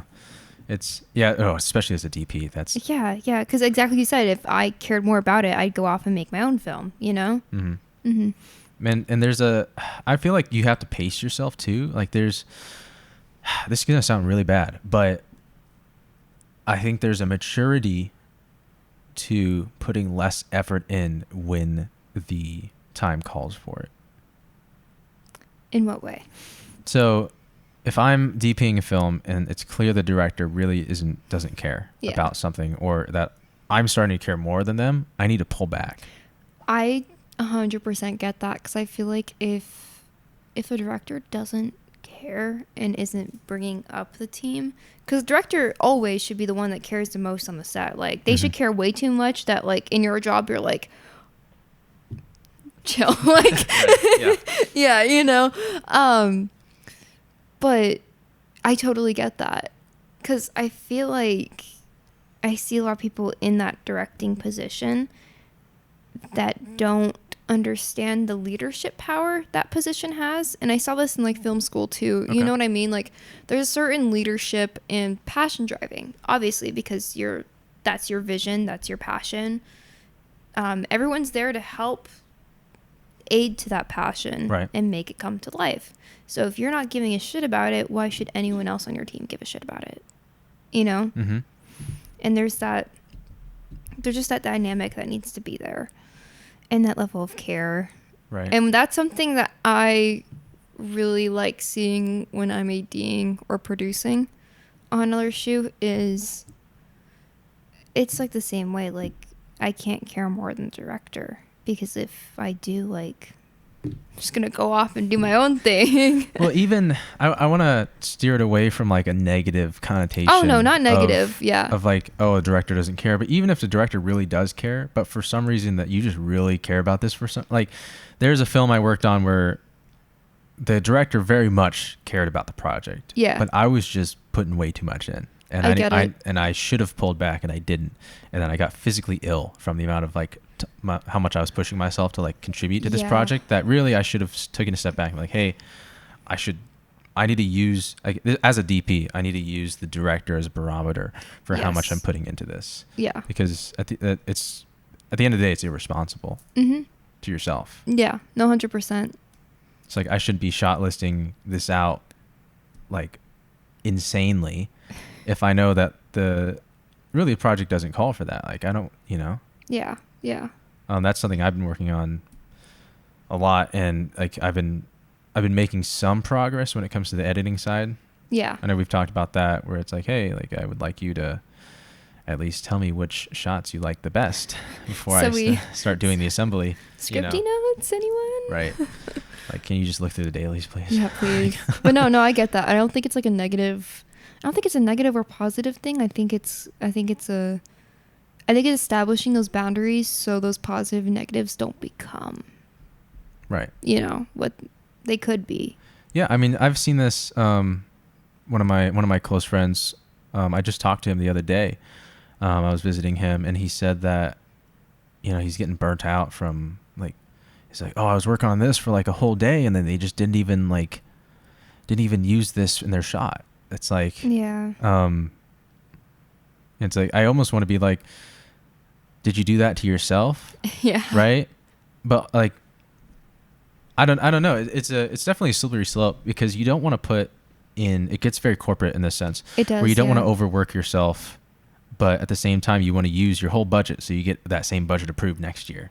But you want to be efficient with your money. Yeah. Right. And it's the same thing with effort. It's like, hey, I want to make sure that I'm brought back on another project maybe in the future with this person. So I really want to, show like, hey, this is what you get when you bring me on a set and all that stuff. But at the same time, it's like, is that responsible to do that all the time? Yeah, I feel like even now I'm guilty of that a lot, and I think it's a time and place for the productions. Like, there's a certain ones where I'm like, I don't want to, but I am going to overwork on this one because I know it's going to be worth something, or because I know it's not going to negatively impact me, if that makes sense. Okay. Like, in a way where it's like, I'm not going to be burning out myself. And it's like, even if there is a little bit of burnout, like, it's worth it. And I feel like there's just such like a tug and a pull with those kind of situations. At least ones that I've been in like kind of overstepping and doing a little more. But that's a big thing I've learned in the past year, is to kind of step back from that. I love helping. I love being a helping hand. I really do. I love collaborating, but I think there's a time and a place for that. Mm-hmm. There's also seasons. Yeah. I know you mentioned that you're heading into a season that's like kind of a renaissance for your own projects. Yeah. And I'm in the same spot too, where I've had this conversation with my mother, who's always telling me, hey, don't overwork yourself. Oh, right. Same. She knows me, Dude, it's constant. They're like, are you okay? And right. I'm like, yeah, I'm fine. She's like, so I haven't seen you in 3 days, which means you flipped your days and nights. She's like, again. Dude. Right. I was like, well, I got this. I had this Sinatra thing coming up. She's like, you're going to get sick. She's like, make sure you drink vitamin C because you're going to get sick. And then lo and behold, I get sick. I mean, she's always right. I love her. One of the big things that I've learned, I would say, in the last year has been learning that saying yes means saying no to everybody else, including yourself. Yes. I totally agree that, because it's so good. I think starting off, it's really great to say like yes as many times as you can to get yourself involved in this stuff. But even what I'm learning is like, because I'm a very like, yes, yes, yes, I'll do that person. And I think now is like things are maturing and kind of growing into like a new level in my career. It's it's that wonderful stage where you get to pick and choose, which is such a blessing, you know? Hmm. I'm really gracious and grateful. That's what I meant to say. It's the Red Bull. I'm very grateful and happy about that. But then there's that like shift in behavior, I guess, with other people where like it's hard picking and choosing. Because again, when you're saying yes, you're saying no to, yeah. It's just a very interesting dynamic to kind of weave through. Yeah, I've gotten kind of the rest of my year booked out, and it's not even film stuff really. Yeah. And my, Mac, I was just like, "Yo, you trying to see Transformers?" I was like, "Dude, when is it?" And it's Yeah. like on a day that I'm working, um, doing like teaching the drum stuff, and it's like, man, like I would like to like figure out a way. Like my knee jerk instinct was to like, okay, how can I like weave in this to like my day, I'm the same way. as opposed to just saying, hey, like looking at my schedule, I'm working 4 to 9, the movie's at 7. No, Yeah. and like very respectfully, no, like I can't go. Yeah, yeah. But like there's so many things that I want to say yes to that I know will probably show up at some point before January, Yeah. and I just know that I can't do that, and I have to like prep myself to say no right now Yeah. for when this happens in November, and Yeah. someone's like, "Yo, you're like blah blah blah, you're trying to shoot BTS for this or something like that." You're like, in most cases I would love to, but I unfortunately can't, you know? Yeah, and I don't know how to have that conversation beyond people who you're close to, where it's like, hey, like It's it's like I hard. want you to keep asking me to do things because I want to say yes if I can, Yeah. but I want you to know that I am really booked up until January, and that's Yeah. just how that's like life right now. I think what I've learned is just be honest about it, you know? That's the best way you can do it. It's just I totally get it. It's hard, especially when you're like work friends, acquaintances with someone. It's difficult because you want those callbacks. You want to be called back, but in that moment, it just doesn't work out. And I think in a lot of cases, that's they will call back. They'll understand, and I think the people that don't, they're not really worth it. You know, Mm. like I don't know. At least in my case, Sorry, I thought you were gonna say something more about that. no, It's no, okay. you're good. You're good. You're good. um, I thought I was too, and then it just kind of and it's like, no, that's actually no. exactly what I wanted to say. That's Yeah. the point. That's the point. Um, yeah, it's kind of a surprisingly heavy topic. A Yeah. lot of like creative self worth underlying themes there. Yeah, we're getting like really heavy today, I other than know. like I, last week. I don't. I'm digging it either way because this is authentic, It is. It and is. I love it. the whole point of this whole project, as you know, is bottling authenticity. Which I love. It's like at the MP3 or the MP4A or the AAC, whoever you talk, the WAV, Yeah, the wall file. right? Whatever format you're in is the most, in my opinion, authentic version of bottling that you can get someone's essence in. You know what I mean? I see that. Yeah. Where you can see a picture of someone and it can bring back a lot of memories. Yeah, but actually But hearing you listen to a voicemail from a dead relative, bro. Do you know what I mean? like literally me this morning. It's a different level. Yeah, it And really so the is. video thing of this is very cool and awesome and great. But at the end of the day, the main goal here is the MP3 file, and what's talked about and where we are in life and all that good stuff. Yeah, Um, that's a whole another can of worms there, which literally. is I'm sure we could get talking about death again and it'd be great. But Yay. I do I do want to steer it back to like the idea of so you are somebody who very much so pushes to get your stuff in festivals. Yeah. On an empirical level, that is just what has happened historically with you, Yes, yes, yes. right? It doesn't matter how like you feel about it necessarily. That is what has happened. Yes. Um, is there a reason why you've put so much effort into that activity? One, and then two, for me, that's something I have to push myself to do. Um, Kind of what I was getting at before. It's like as the effort meter kind of evens out for me doing like most of the work, Yeah. I feel the pull to do that more because now it's other people's work, and you're kind Yes. of you're a caretaker for that creative work that everyone's put into this little bundle of stuff that is the film. Yes. Yeah. And so I'm feeling a more of a pull that way. What are your thoughts on the whole getting your stuff shown at festivals and doing that kind of thing? I think it's at least my experience, I think it's an amazing experience to do as a filmmaker.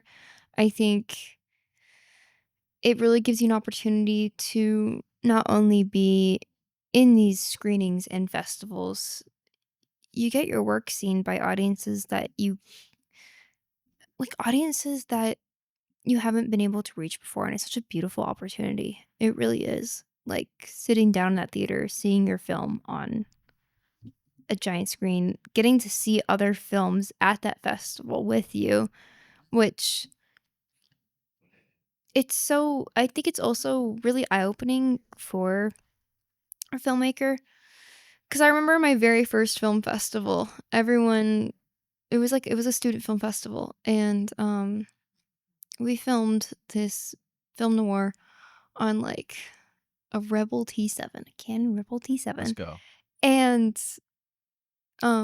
we're just sitting there in theater, first time ever having one of my films, like, plastered on a big screen. It was crazy, it was insane, and I just remember, like, sitting in there, and there was probably, like 300 people in there. It was a crazy size audience, and we're, like, watching the other films and stuff, and everyone's, like they had these, like, really high quality cameras, and we're like, "Oh," with our little T7 that has so much noise, but, I think it really taught me something that day, because we didn't think we were gonna win first place. We saw everything else, and we're like, "Oh," like, we'll enjoy the time, you know?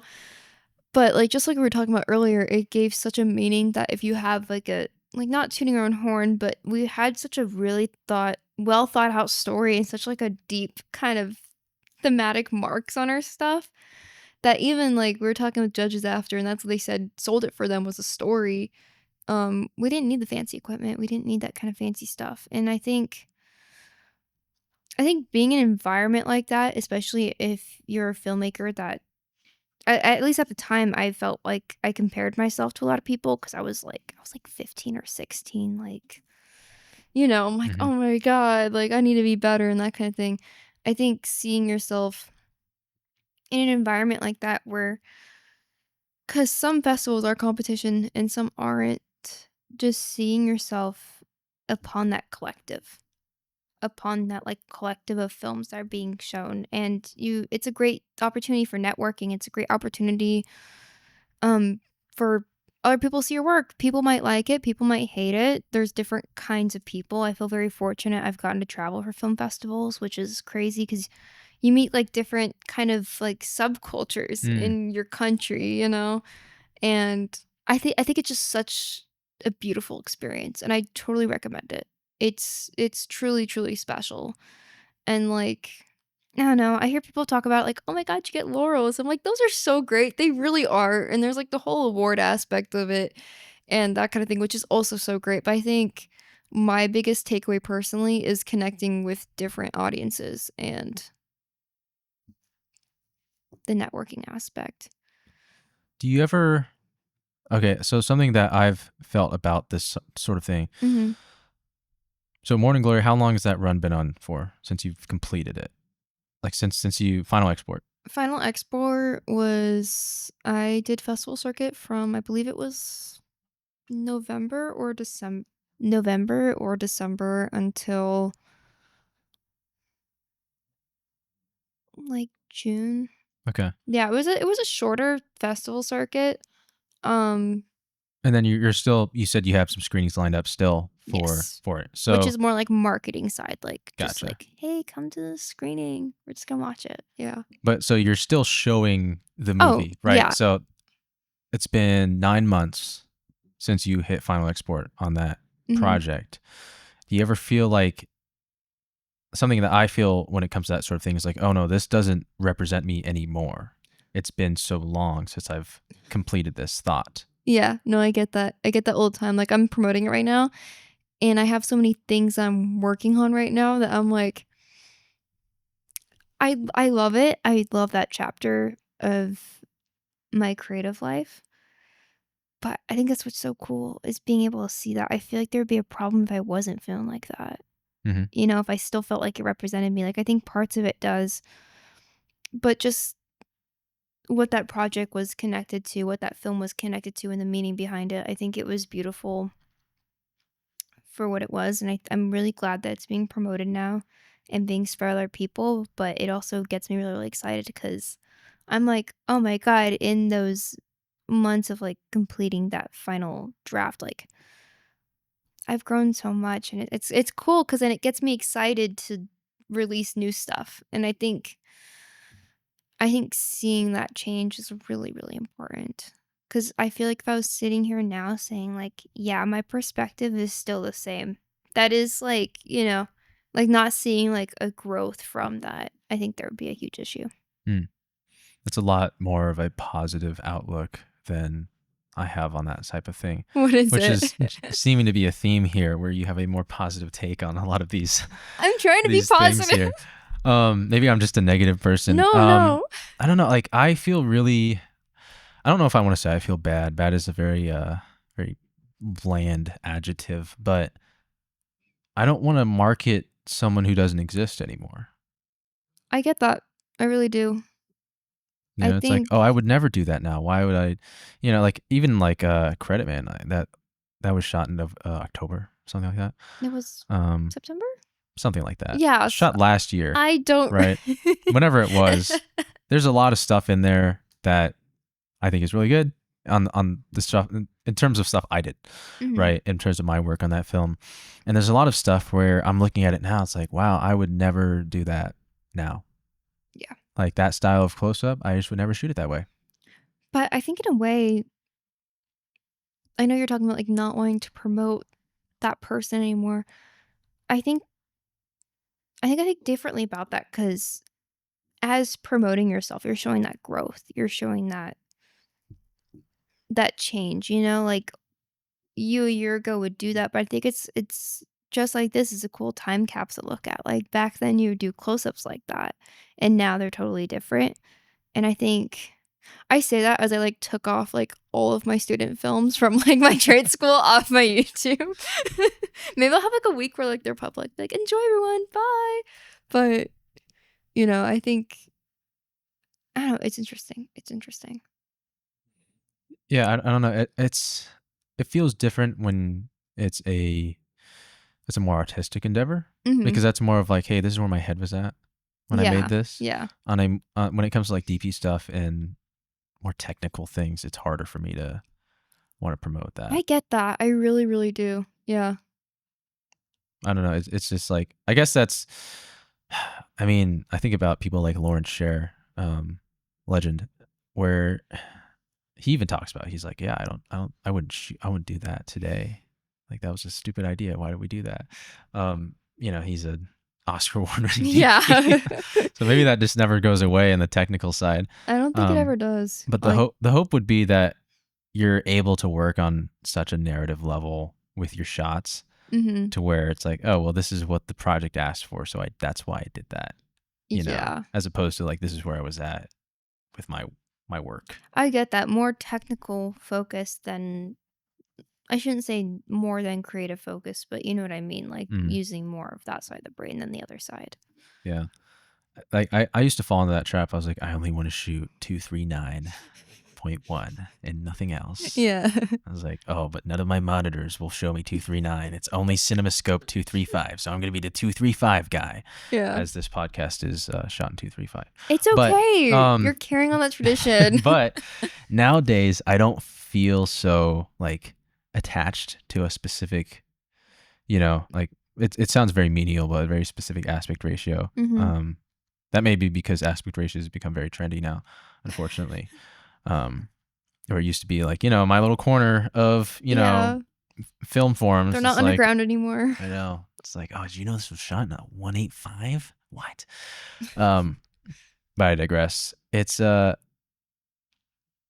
I don't know, like kind of like what we were talking about with maturing as a filmmaker, where it's like everything now leads back to story. Where it's like, Mhm. hey, is this story a 4:3 story? Is this a 16:9 story? Yeah, yeah. Is this a vertical story? Heaven forbid, right? Yeah. Like where's it at? And I don't know. It's like what we were talking about, like with boxes we put ourselves in. Mhm. It's like, why did I put myself in a specific box, no pun intended, of 2:3:5 aspect ratio? Yeah, yeah. Like, why do we do that? I think in such a populated I don't know, I think at least my take on it, I think as creatives right now, we're put in such a populated it's so easy for people to be like, "I'm a filmmaker," because our tools we literally have phones that have cameras on them, like, we can record Hmm. movies and all that kinda stuff all the time. I think there's that unpresented or unseen need to wanna be unique and stand out. So it's like, we're gonna put ourselves in this box Okay. because that's where I fit. You know, like that's what makes me stand out amongst all these other fish that are offered like going for the same thing, if that makes sense. Okay. I think like unintentionally we do that. Well, like hyperfixate on like a specific thing, like Yeah, this is like my thing. that is my thing. That's what makes me different from everyone else. Mm, And then not realizing that like five other people are or whatever, like a right. hundred other people are doing the same thing. And I don't know. I see a lot of people fall into that, you know? They're just like, this is my one niche, this is my one thing. And I'm like, just be yourself. Just go for it, you Is there a know? box that you've broken out of recently? Something like that? I think I don't think I've ever put myself into a box. I think I've been put into boxes and I'm like trying to like I'm constantly ripping out of them. I Yeah. am not the horror girl. Literally, no, Please, everyone. Okay, please. yeah, Yeah. like public service announcement. I know I dress gothic, and a lot of my work, because we were talking about this in their last one, is the beauty and tragedy. Is Right. like, I don't find my work horrific. Yes, there's blood. Yes, Mm-hmm. there's, I guess, violence, you'd call Right. it. Um, but I don't, I'm not a horror movie lover. I respect them. I really, really do. But I feel like a lot of people are like, "Oh my god, you're a horror movie director." I'm like, "Yes, the surreal and experimental stuff I'm making that has a little bit of blood in it." It's just one of my pet peeves. I feel like I get put in this like goth girl box that she's like so edgy. She must make like serial killer movies. Right. Yeah, and I'm like, Okay, I will say two things on that. yeah, yeah. One, if you scroll your grid on Instagram, that is what it looks like. Full No. disclaimer, that's just what it looks like. Does Um, it? yeah, I think it does. Damn. Damn. I think more recently, I know the last post you made, very classic Hollywood vibes from that, which I Yeah, really dug. that was yeah, that was a photo shoot I was hired to do. It was fun. But regarding the other stuff, like from at a glance, very much looks like that. Like my headcanon of you is more like The Shining. I know that's technically a horror movie, but like Yeah, that's yeah. more to me. That's classic Hollywood. It is, I think yeah. of like femme fatale stuff, Barbara Stanwyck, that Yeah. type of stuff. That's like my Mhm. headcanon of like where you're at artistically. But that's only because I know you. Um, but I will say on the other side of that, on my own filmmaking journey, I felt like I was getting put into a box. And so that was one of the motivations behind making the Sinatra thing, which is Mhm. not yet out, but it's like it exists. Yeah. Because you know me, Mhm. and so it would make sense to you that I would make something like that, Yeah, right? 100%. And when I was playing Al Bowley as you walked in, like it totally tracks. Yeah, But for yeah. people who don't know me on a personal level, that might be shocking to them. Like, oh, like this is this isn't sad and depressing. Like I feel like I've kind of been looped into like the sad, depressing rom-dram guy.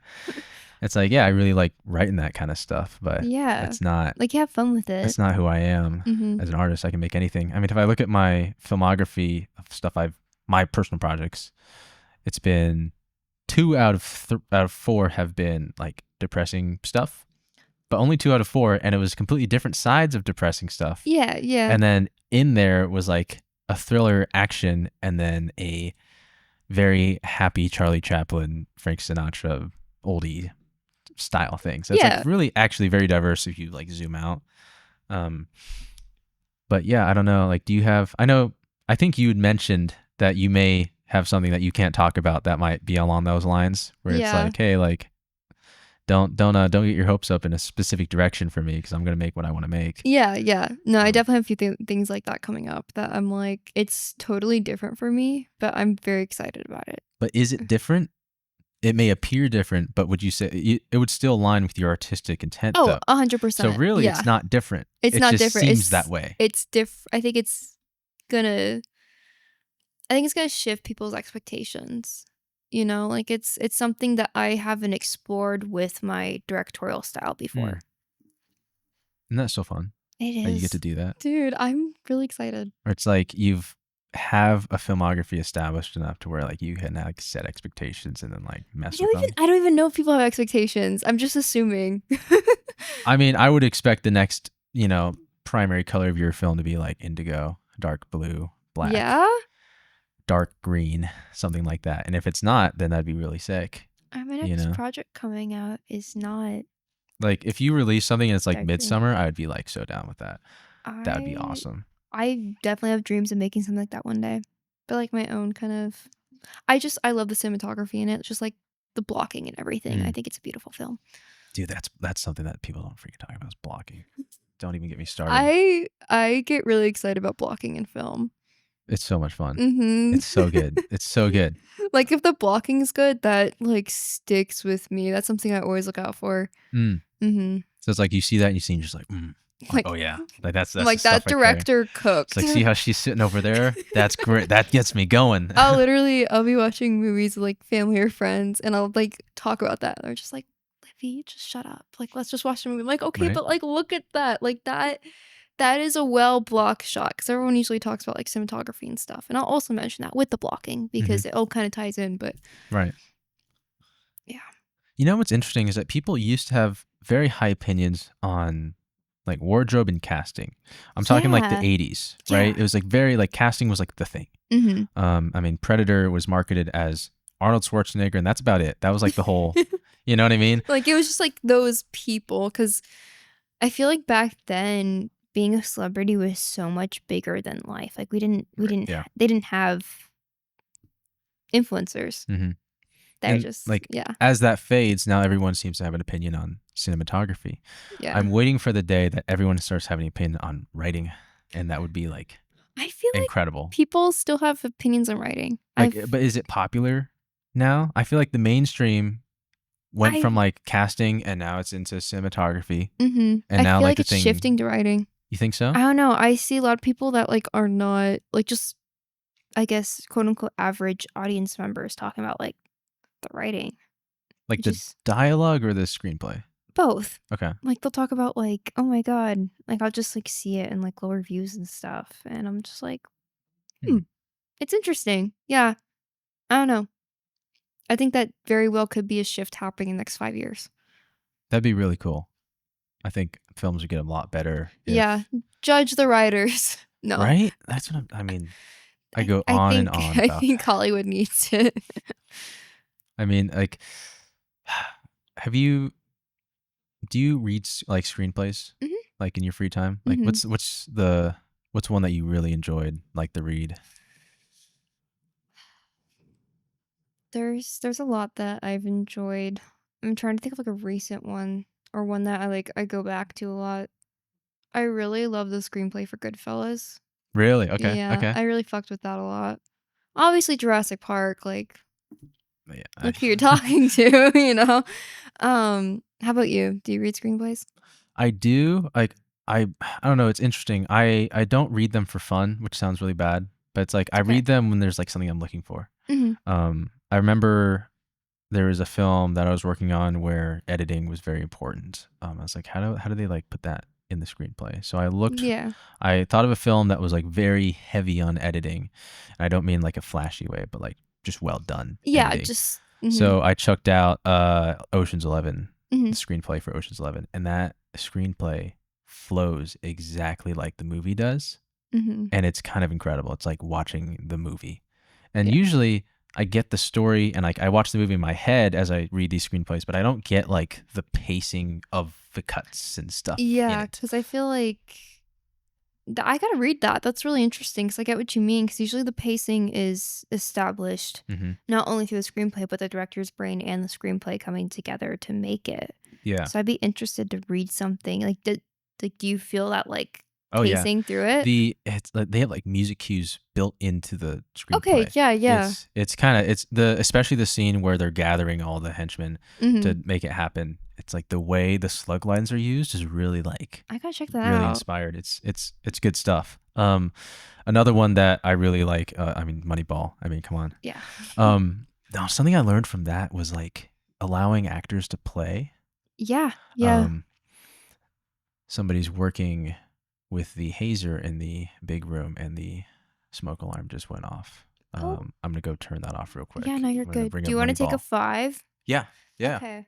You get a 5. What are like? Give me like your most interesting hot take about films being made right now. Like, I don't want to say like inner circle, Yeah. but like if that's where it goes, that's where it goes. I think it's a universal thing. I Okay. think I'm trying to word this. I don't want to be so blunt with it, Mm. you know?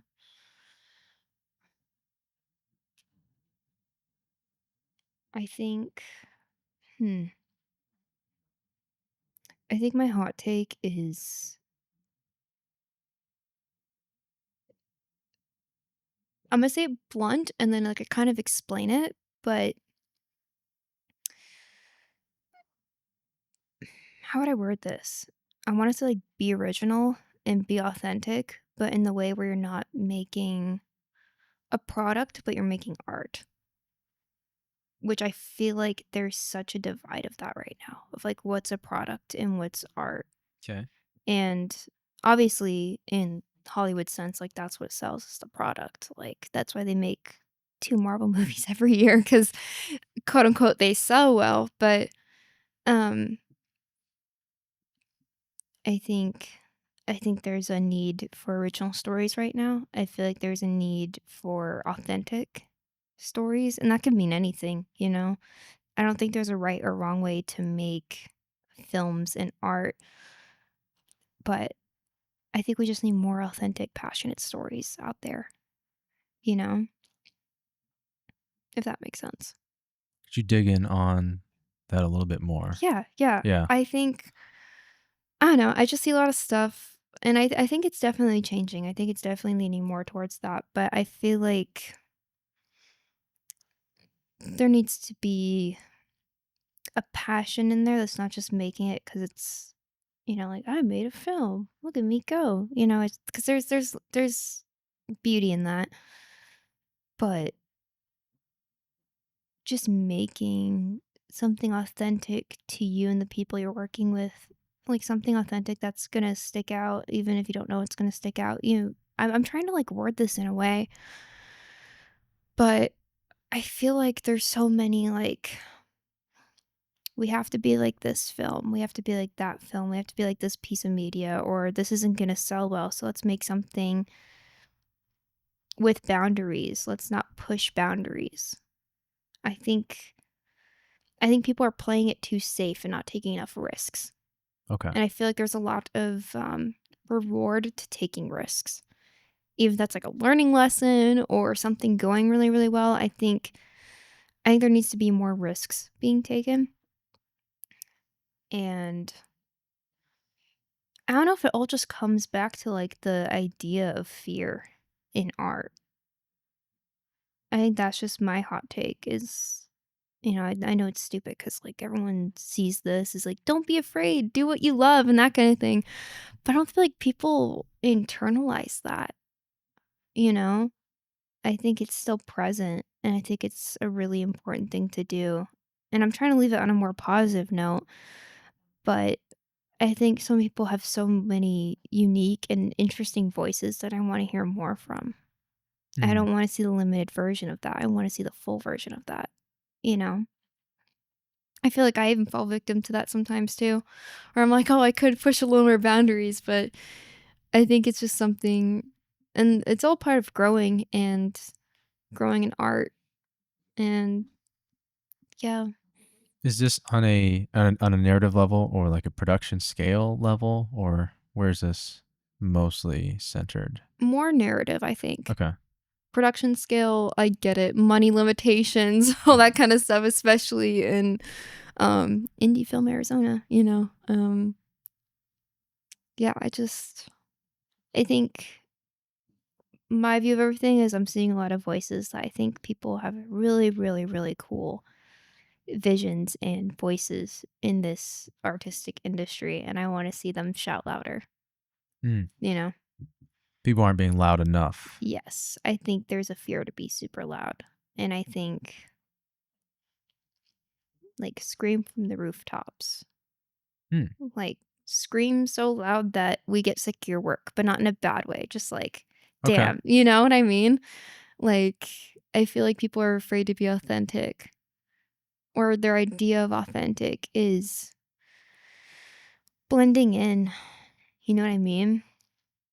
I feel like there's this like comfortability to that, where it's just like, hey, if I make this look like good work, what's getting responded well analytically, or, because I feel like there's this big idea of like, I don't want to bring up like the teal and orange color grading, but like that's, you know Hmm. exactly what I'm talking about, like FX3, teal and orange. Like, okay, that's good, but is it you good? If that makes sense. Like, is that authentically you good?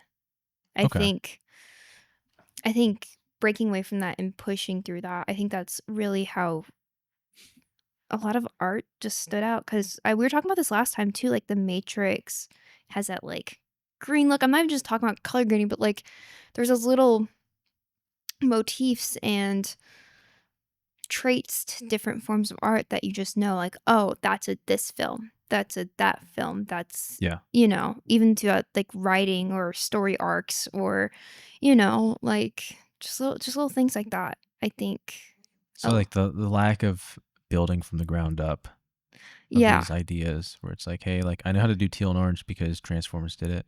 So let yeah, me like just put that on this film because I need a color grade. yeah, or, Just like, I know it's gonna be received well, like, okay. it's kind of like that reassurance was like, "Oh, it has to do well because it has this familiar thing that people are already liking," instead of, like, "Let me do this really odd, interesting take on this, and, like, maybe it's gonna be received well, maybe it's not." It's just that it's that risk, it's that 50-50 gamble, which I feel like film is such a gamble in a lot of ways, and I think a lot more people need to gamble, I guess, you know? This is not me promoting gambling, but, like, in the way of, like, gambling with art. Okay. This Yeah. is really interesting because my hot take is exactly correlated to what you're talking about. Yeah. So my hot take is that what you're talking about with people are there's interesting ideas that people aren't articulating well enough Mhm. or shouting loud enough or people using what works and just pasting that over on their Yeah, films, yeah. right? That I don't think is from necessarily what you're saying, like a fear. It's from a lack of hard skills, foundational skills Mm. that people are skipping over. Yeah, it's like I'm gonna add on to that because I Okay. also agree with that, is I feel like some people are focused on becoming the filmmaker instead of going through the work that, Okay. like, they kinda think it's like, "Oh, I pick up a camera. I'm Christopher Nolan, guys." You know what I mean? Like, there's so much rigor and adventure Mm. and happy moments, sad moments, moments where you're staying up for 72 hours to pump out stuff. Like, so much of that time, like blood, sweat, and tears, quite literally, that I think is lacking. That's interesting because I don't feel like there's a lack of effort necessarily. Okay. Yeah. Yeah. Um, there's been a lot of projects that I've been on where like maybe they're exhibiting symptoms of things that you're talking about, where it's like maybe it feels like what's already been done, but Mm-hmm. people worked their asses off on that Oh, a project, right? hundred So like percent, a hundred what's going percent. on there? I think what it is, it's like a misdirection of effort. Um, I like that. there's Yeah. a mixed misdirection of effort, like we're focusing on the wrong things. And then also, I can talk about this without naming names. I've like script doctored a couple scripts, and these people, like you're saying, like they have these great ideas, and it's something that you want to hear more of, and you wish that people would just shout it from the rooftops, like you say. I don't think it's a fear that's preventing that. I legitimately think it's a lack of skill set to be able to finesse and articulate those ideas in a way that remains authentic. Yeah. I think about like writing the 5-paragraph APA essay Yeah. in middle school, where it's like everyone's started out the same, and everyone's first sentence of the conclusion was, "In conclusion, Oh all in all, my to sum it up," God. and you just write it one sentence about the first paragraph, write one sentence about the second paragraph, and you'd go on your body Yeah. Yeah. paragraphs. And I feel like not enough people have gone through just the suckness of doing that aspect of Yeah. filmmaking on the front end and the back end. And then mostly like I feel like a lot of people on the middle area have more of an engineer mindset, so they're down to like figure out what noise floors are and how Mm-hmm. like signal to noise ratio and all that good stuff. Like they'll do that. Yeah. I don't think that's a problem in the middle area. That's why everything looks good. Mm-hmm. May not feel good, but it looks good. Yeah. On the front end, whether it's learning how to articulate properly when it comes to writing, or on the back end when it comes to knowing how to pace your scenes, knowing when to cut, all that timing and finesse and how to utilize your coverage, blah blah blah. I think that is, I mean, that in the end, if those two aren't there, then what you're talking about, the through line gets corrupted, right? Yeah. And it becomes more basic every time one of those marks is missed. Mm-hmm. And so maybe it started out as a really interesting idea and a really fresh and authentic idea that should be shouted from the rooftops.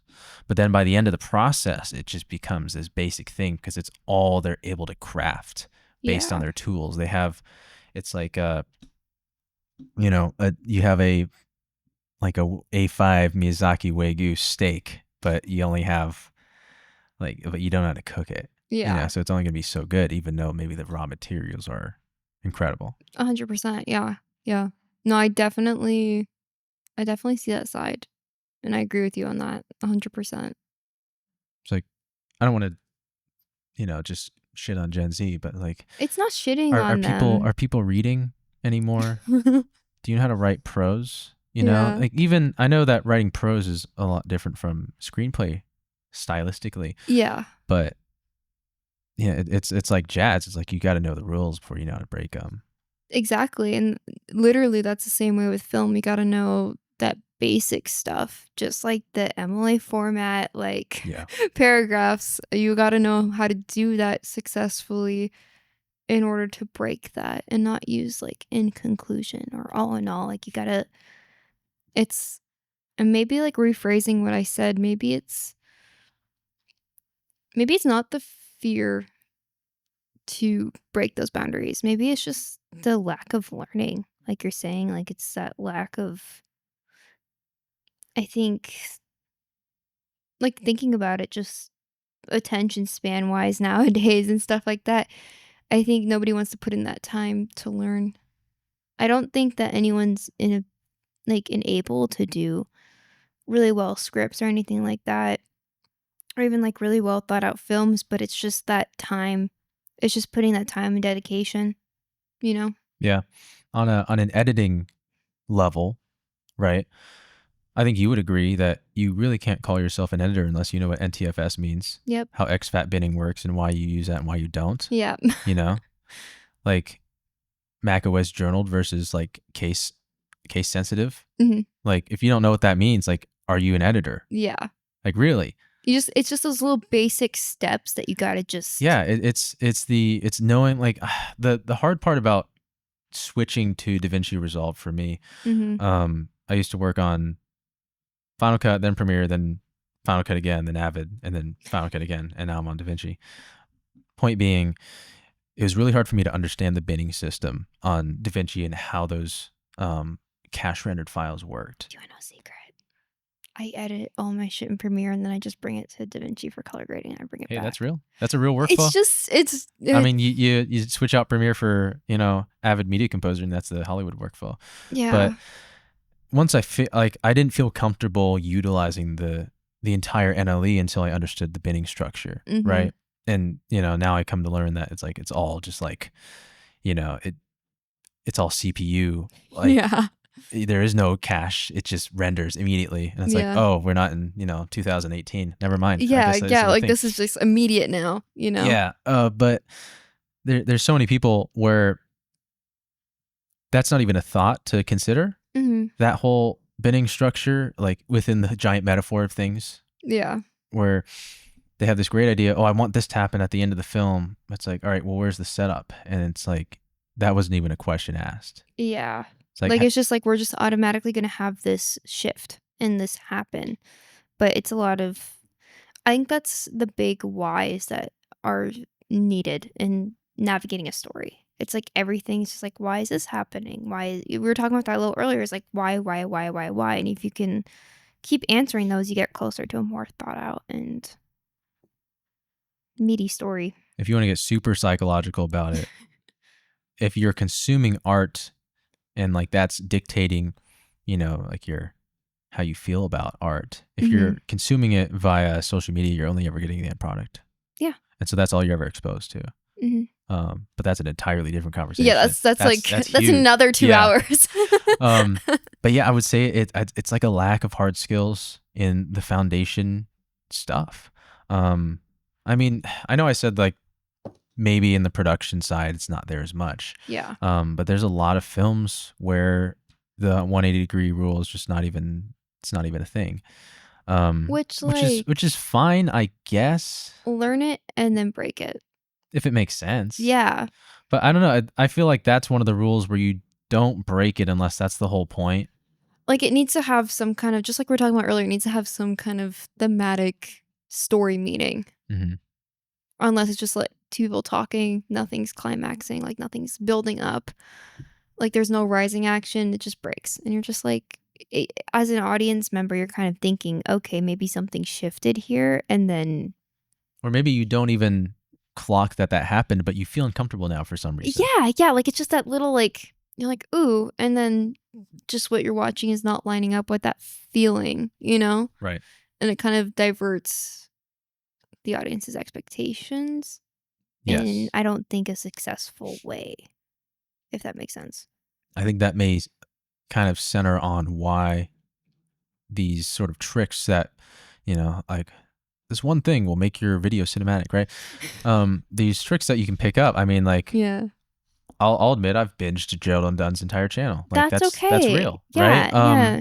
But it's like knowing when that makes sense to utilize those things. Mhm. Those like hyper technical stuff, or if it's like this one thing, it's like, I think there was like some sort of weird thing we did in McAvon's most recent thing on a cinematography level, where it's like, oh, like this is a really cool thing that like isn't a lot of those like one trick to whatever videos. Yeah. But like it only made sense to use that because of the situation. But like it served a purpose. It Yeah, it was like everything else, even Credit Man, like even though I would say the cinematography in that's pretty good, it's fine. I love it. I don't hate it, like as they would say. But I would say it only works that way just because like the foundations were met. Yeah. And so like the other stuff that made me not so inspired, in my opinion, like some of the close-ups, it's like, oh, that could have been done better. It's fine because everything else works. Yeah. You know? Yeah. It's like I think that's why there's such a there's such a lack of osmosis when it comes to these like hyper whatevers. And I don't mean that in the sense of like, I know you're in like the hyper realism kind of thing. I don't mean it in that sense, but like Yeah. we're going like, hey, we're gonna do this really interesting thing. We're right here, but it's like that doesn't. It may not even hit the right way because not everything else has been. The palette hasn't been set. Yeah, like you need to set that if you're gonna go there. Right. Mhm. It's like the close up on the mealworms. Yeah. Like that only. I don't want to say that only worked, but one of the main reasons that was so effective was because of like the 28-second long shot before that, right? Yeah. Where, if we're just showing it to start, it's like, okay, that's a cool It shot, but wasn't gonna like, have that impact, no. you know? It would be cool, but it wouldn't be impactful. And Yeah. I think that goes back to what we were talking about the last time, where cinematic became something that we see rather than something that we feel. Yeah. The verbiage of how people say it's like, oh, this looks cinematic. You go back 10 years, 15 years, people were saying that felt cinematic, Yeah. right? I mean, I always bring this up, like the trench run from episode 4. Mhm. People kept going to watch episode 4 like 8 times because of that trench run. It felt so cinematic. It gave them a certain feeling. They're Yeah, like chasing a it feeling, just mhm. right? As opposed to chasing a look. Mhm. And I don't know, like you look at the films that were super effective now, there's a certain feeling that was perpetrated by those and that Yeah. people are chasing. Even more, commercial films like Barbie, there's a certain feeling that people connected with Yeah. that film. We did yeah, I remember our conversation last time, we were really, really, like, laying heavy on that for a fat minute, but Hmm.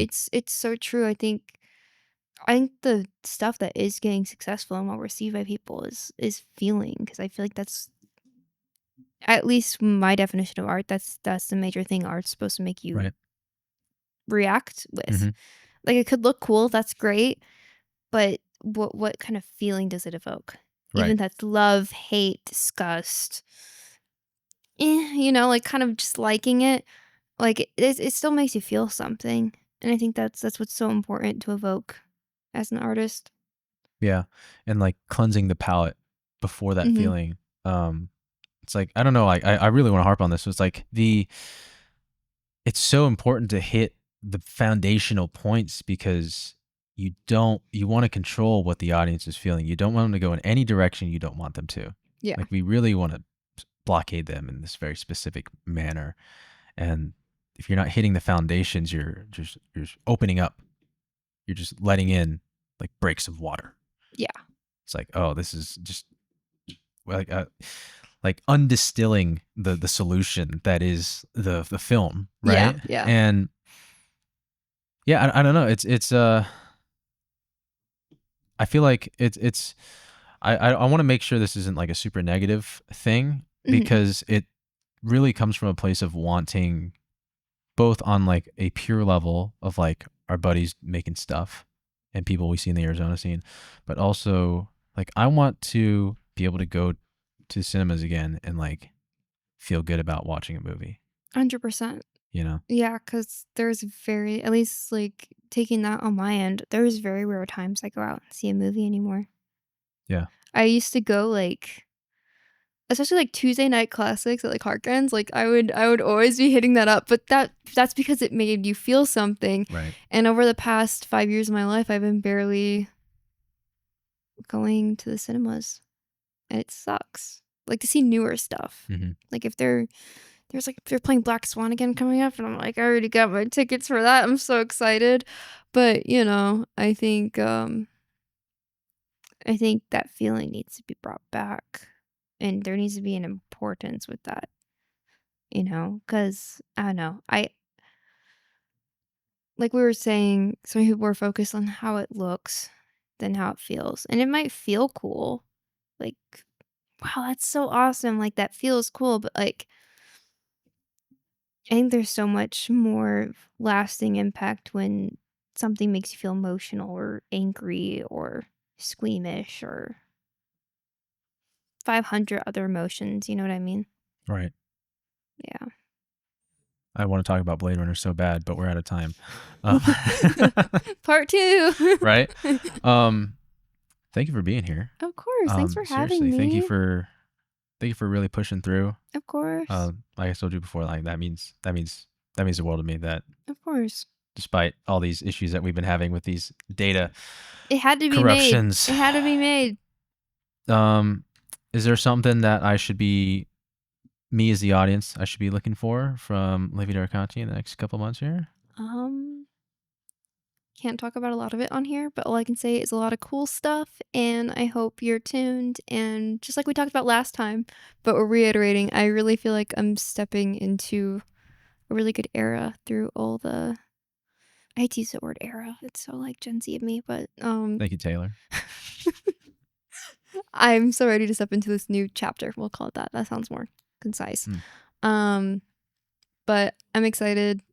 I think through this past year of you already know everything I've been through, but I think it's gonna be really refreshing and really fun artistic time.